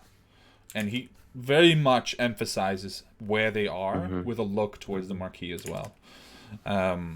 You can see that in the benches high up where the leaders of the Republic are seated, Lord Bodan is the one who kind of leans forward, taking an interest more in the whole situation. "Sirs, you will now be put to question so that we may ascertain the matter and decide what to do with the Marquis's claims. We ask and demand that you be as truthful as possible with all your answers, for to do anything other would not be in your favor. Do you understand?" Yes, I understand. Excellent. Now then, and he sits back down and he actually gestures to the Honorable Selman, and she gets up and she starts kind of walking around, and you can see she's a very kind of confident, experienced person in a courtroom. She looks around, and then she looks over to the two of you and stops walking. And she asks, first she turns to Turnock and she says, "Let us begin with you. Please tell us the situation that resulted in your alleged status as an outlaw. How has it come about, and how have you acted as a result?" I was on mission, and Pardon, what mission? I was requested to track down and to locate the king, the old king's crown, and its whereabouts, as it's a rumor and evidence here and there were pointing that it was being moved. I was in charge of tracking it down, and such a powerful item as you may know. And I quickly glance at Falkenhaus. Okay. As you may know, it's a very powerful item that, in the wrong hands, could be of major disturbance. And as a member of the Order of the Locked Heart, protecting the old principles and the old ways of the old monarchy, as they should, is one of our main priorities. So we do not intend to somebody who is not a legitimate heir to the throne. So maybe, I see. claim this power through other means. I see. And when did you learn of your outlaw status? Oh, I learned quite recently, actually. I did not receive any formal communication about this.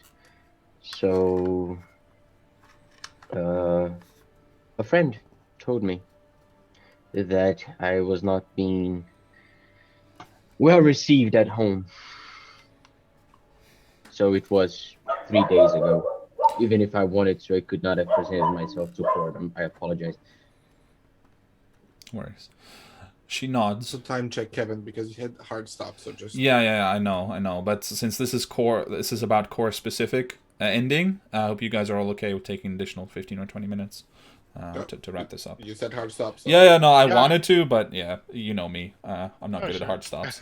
All right, so Turnok, she nods to you, and then she turns her attention to Kor.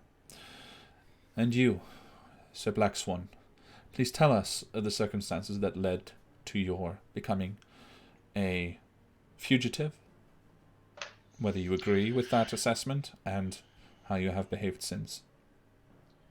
Let me preface this by saying that Lord Firecam from the Order of the Closed Fist was a disgrace to both Tyr and the Order. Pardon, please do not editorialize. We would like to know facts and not your opinions. Okay. I'll answer for my transgressions because I did. Did we end up seeing I killed him or not? No, I think you don't just remember. cast him as I, right? Yeah. Odin Okay. situation. Yeah, I did strike him and out of anger, but and that was wrong of me. But I've been trying to atone for my sins, but I will definitely. Okay. Please take Yeah. us back. What are the circumstances in which you made this transgression? Why exactly? There you may express your opinions, but do not address the court in such a manner again. Okay. And So, tell us what you have done since. And how long ago yes. was this? Yeah, year. I don't know how long ago. I think it was like 15 years. You Yeah, said. like 15 years ago, I was a member of the Order of the Closed Fist, but the one of the commanders there, Lord Keldern Firecam, he was not the best. He was in the Order, to say it lightly. So, in a moment of anger for him being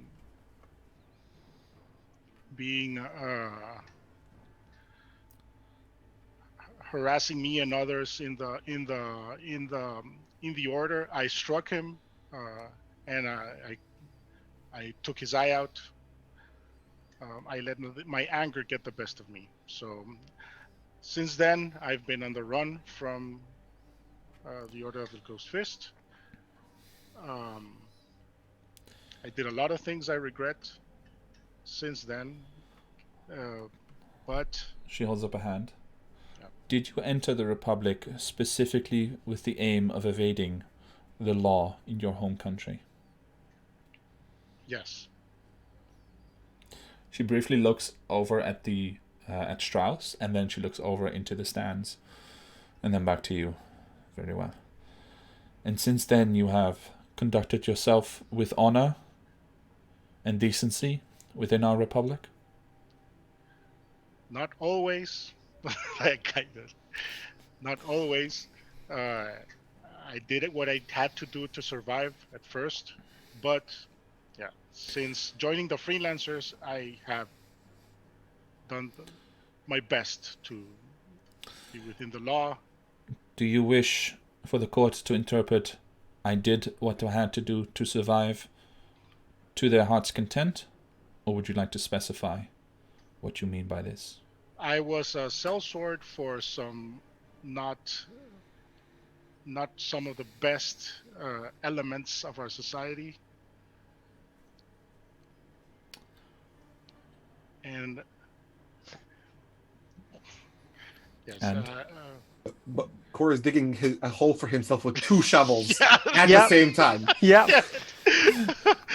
Let's leave it at that. Just need to Dual say, wielding. just need to say the name. That's it. Have you caused any harm or hurt or even ruin, or death to any citizens of our fair republic when you were taking these actions? Define harm. You understand the nature of harm well enough. Do not play with the court. Yes, I have. I Very won't well. deny any of my sins. Not for you or for anyone. And you, Sir Wushkan, have you caused any harm, or hurt, or death, or ruin to any citizens of the Republic since you have entered it?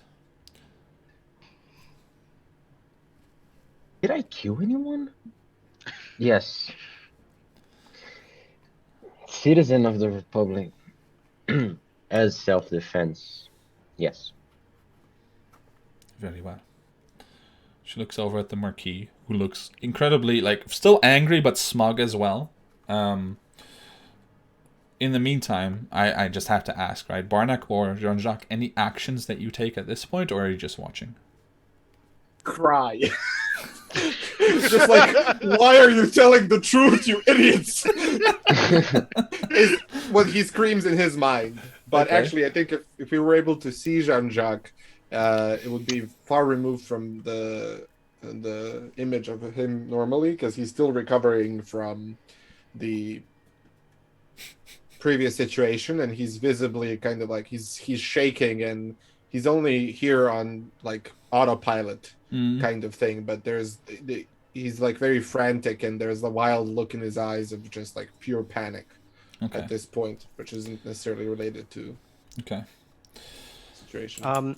When it comes to Barnack, one question: can I converse with Lord Storm in any way while Yeah, this you is can going, whisper with him.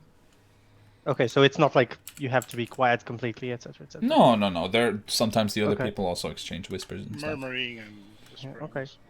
Okay. And this is more to you, Kevin. In these proceedings, is it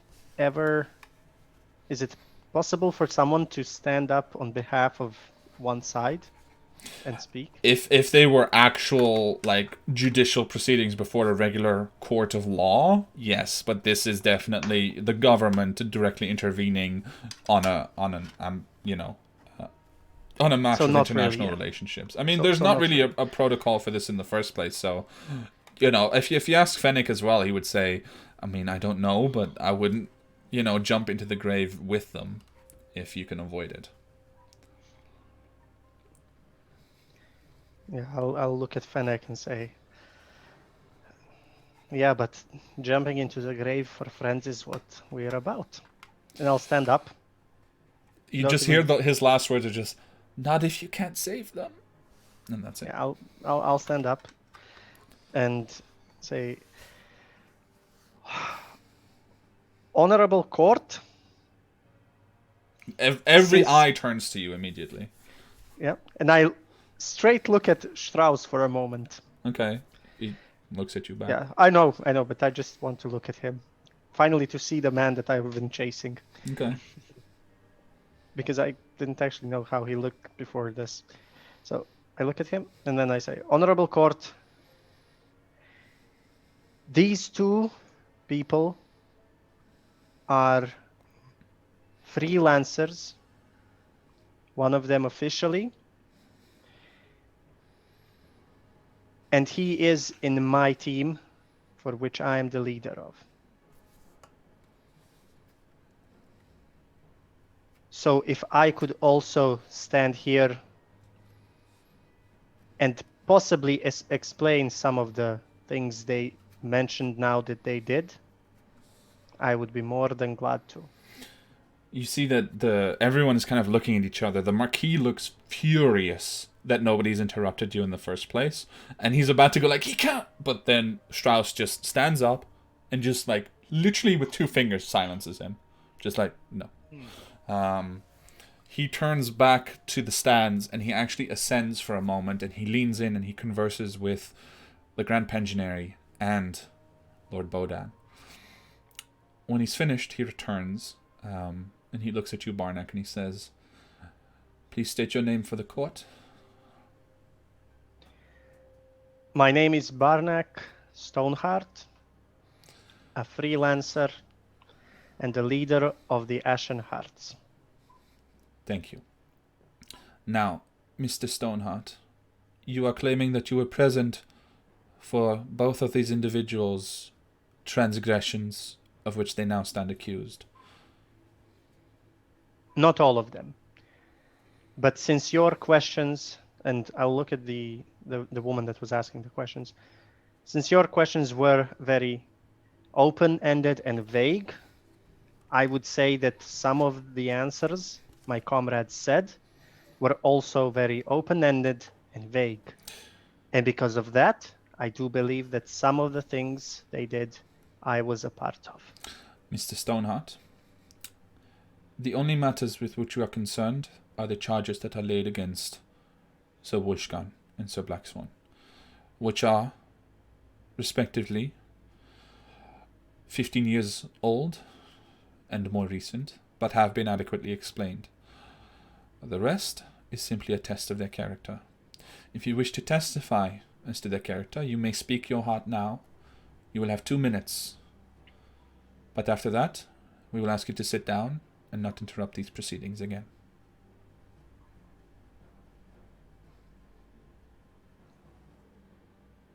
He looks All over. right.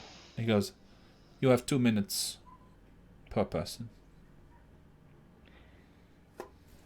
You've asked, I won't need 2 minutes, but you've asked the same question to both of my comrades, and that is, have they harmed or killed or did any damage to any of the citizens of Republic while they were in our Republic itself? And I will only say that harming the Republic or the people is not something that people like these two do or have done. Kor, Blacksworn, might have a past of where he did something that he did, but while he was a freelancer, he has tried his best to do everything in his power to save the Republic, well, to save the people in the Republic, and to save those who needed saving. If by any chance anyone here thinks that our Republic is perfect the way it is, and that everyone is innocent in it, then I believe that these proceedings are immediately false by themselves, by default. Kor Blacksworn and Tarnok have tried saving people that needed saving. And other people can testify to that. About other charges, I wish not speak. Thank you, Mr. Stoneheart. You may be seated. He looks around for a moment, makes eye contact with Clementine, and then they both nod and goes to sit down again. You can see a sort of impotent rage building on the Marquis's face as he seems to see the writing on the wall. May I wink at him? You could try, but you're not going to catch his eye at this point. He's he's just glaring, especially at the decision makers. But Strauss again returns up the stands, and Clementine announces to the court, "We will take a few minutes to come to a decision. Please be patient. You may converse amongst yourselves."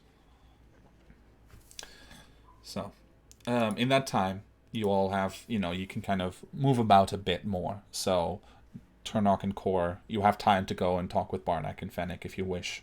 And kind of just, take it all in, this sudden and very, very rushed proceedings occurring. No, I'm just it's been a lot, and thank you, Barnack. And I honestly don't believe that your character judgment will help us with these people. They probably made their decision even before the proceedings started. So, but thank you for your intentions. And as I'm there. I'm trying to locate John Jock. I'm trying to see if I can spot him anywhere, or traces of him, or something like that, because I know Okay. he's still out there. I will say that, Jean-Jacques, you're completely invisible, but you can notice that Turnock is looking around for someone or Yeah, something. so I was gonna say that I approached him. I would imagine I'm actually right next to him as he does that. Okay. So he just looks So straight through you. I just gently lay a hand on his shoulder, and that's it. Okay. Yeah. All right. So after a few minutes, Strauss returns, clapping. Still, the people in the stands don't emerge, don't address you themselves. And he takes actually the lectern at the end of the hall to address all of you. He beckons everyone back to their places, and he begins to say, "These are the decisions that are handed down to us from on high. In the matter of Turnock, Sir Wujkan,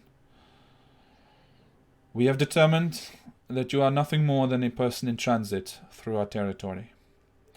You are not accused of banditry or any other immediate and capital crime.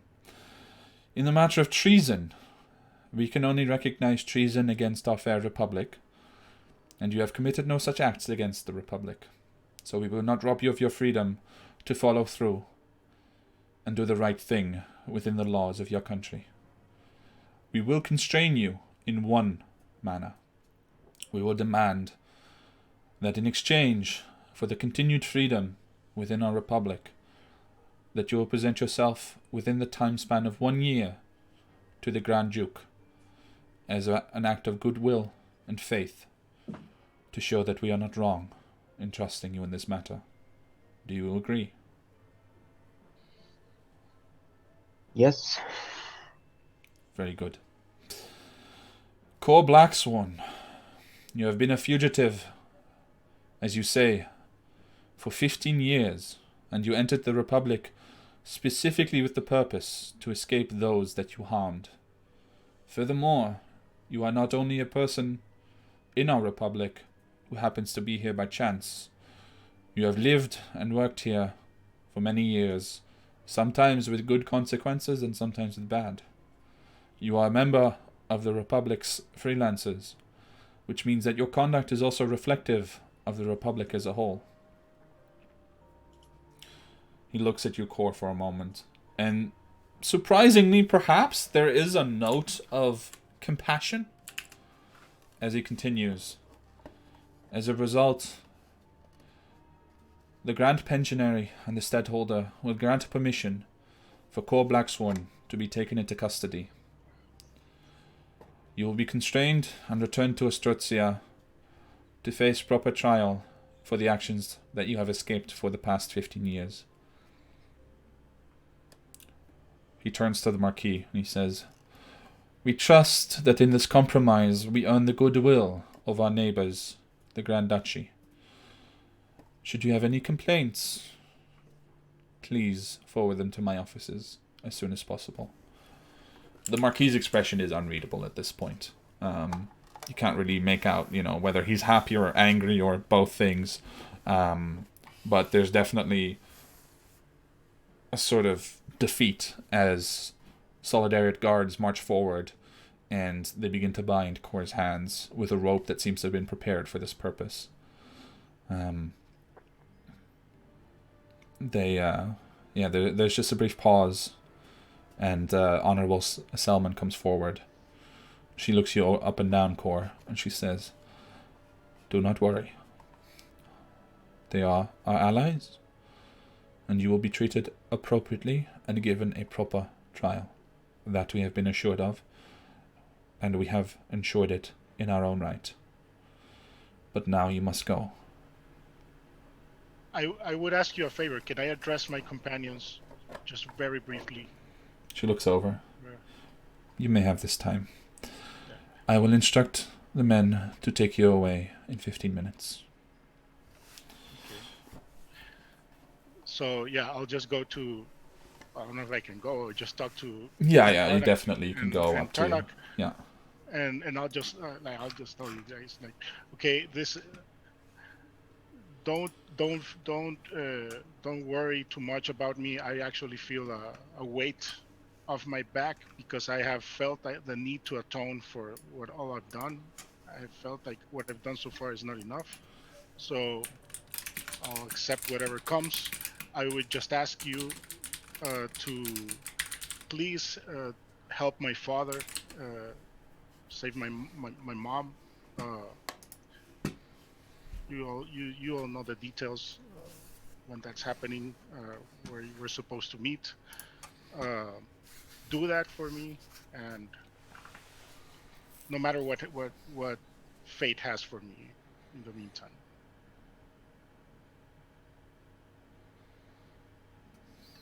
It was a pleasure. Yeah, it was. And I turn like I just say that, and I kind of my attention shifts to something else. Okay.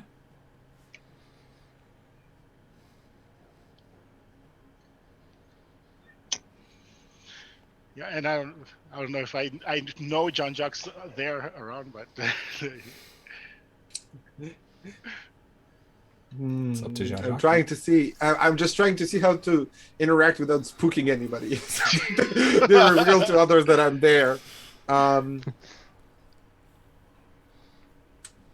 I'll whisper into Cora's ear and I'll say, "The hand is long and has many fingers, my friend. I'll see what I can do for you." look kind of confused. I don't fully understand what John Jacques meant by that, but I know he's there. Like, okay. Cor looks at his hand. Long fingers? And Yeah, then and, You will not go gently into the night. Is what you wanted and we'll to say, but- you know, Tani is here as well for the purposes Yeah. of that she's able to say goodbye for the moment to Cor. But we'll figure that out amongst ourselves. And Barnack, you are the last one, I will say, to speak to Cor. Or remember what I asked you a few nights ago? What we talked about while we were going to, well, get the army? yeah, I still don't quite understand it, but atoning for one's sins sounds like a thing that an honorable man would do. and yeah, and with that, don't keep questioning that, Barnack. Don't I won't. let yourself This- get lost. This trial thing even showed me that I shouldn't question that, no. And I'll first like put my hand up Mm-hmm. and then I'll remember something and I'll say, oh shit, fuck. I have to hug you, my friend. And I'll hug you, and as I do, I'll put my hand in your pocket and take the three remaining papers. That would just make it worse. Yeah, yes, because that would make it really worse. Yes, it would. Yeah, so And I take them out. When I feel that, I'll just whisper, "Eat them." Yeah, I'll take them out, and I'm like, what? Just eat them. Okay. All right, I'll- that's enough. like, One of the guards steps in and kind of, Yeah, prevents you from hugging for too long. Yeah, I'm apologize, but I'll see you again then, my friend. That's my friend. And give my You come regards back to to Jean us. Jacques, wherever he is. I will. I Thank will. you. I'm sure he'll be sad to hear you go. Maybe this whole trial makes him think about Republic differently. I don't know. I don't know what's inside that man's head. Anyway, I promise we'll find your father. And I know you will. I trust you will. yeah, well, do come back to us. I'll do my best. If you don't, I'll come to you and I'll just. We'll find a way. We've already been in one prison. We'll just find a way to. And I'll whisper. Just Break don't call us out a of prisoner. another one. You just see both guards standing immediately next to Core, just looking at you like, we heard that. But you also become aware of how empty the chamber has become. And the torches have died out. It's mostly just like one torch still being carried by one of the soldiers. The Marquis filed out as well. You know, they've probably gone to discuss this in greater detail and to hear some more complaints from the Marquis. As But soon as the doors open, sorry, Mhm. sorry, I interrupted you. Just No, I was just going to say it's just you guys with a couple of soldiers waiting, and you know you can see that they're kind of getting to the point of we have to get going. Yeah. yeah. As soon as the doors were opened, I would have just using the commotion touched Core on his shoulder, squeezed once, and then left to Okay. go about my business. All right. So, any last goodbyes as Core is being let out? Crying, tears? Otherwise, it will be a quiet procession as they lead him away towards, out of the Solidariat and towards some cells in which he can be kept until the Marquis will return to Ostrozia. I start moving out. You know, I turn my back to the entire situation. I start heading out, and I point to Barnack. Let's go. You, me, and him know that he deserved it. So All right. And with Is that those, a bet? Just nod to Turnock. Go. Yeah. he I'll nods to me. I Yeah. didn't intend on him to listen to that, but okay, if he did. I heard that. a disembodied head of Core appears and nods to you. You know, Yeah. you guys It's- kind of. Yeah, go ahead, Barnack. We'll find you again. And with those words, you guys fall into silence as you are escorted back into the main area. The sound of music comes back to you, people talking, chattering, you know, a crowd that now seems alien and foreign to you. But as you return and Jean-Jacques goes about his business, we fade to black. Core in prison. And we'll see what next time brings. So, Core, I hope that, you know, that I know it was a bit sudden, but Yeah, sorry about that. it sets us up to see Core again, which was the most important thing. But in the meantime, of course, we hope that you can come back to us as soon as possible. And Yeah, same. for tonight, we have been invited onto the Ruined Keep stream to answer some questions, do a little interview. So that might be fun to kind of wrap up, especially this emotional thing, of course. And there have been a few other reveals which may be interesting to go over. So I would like to suggest, and also to our stream, if for those of you still watching, hang out. We're going to raid the Ruined Keep, and we're going to appear on that stream as well. So I just need to check that they're actually live. Simon, are you live already? I'm not sure about that. He is. Yeah? Okay, beautiful. Then let's go and raid the Ruined Keep. So that's going to be /raid Ruined Keep. Alright. 4, 6, 7 viewers already. And let me send the invite link to Simon, otherwise we're just going to sit here in this chat. Alright.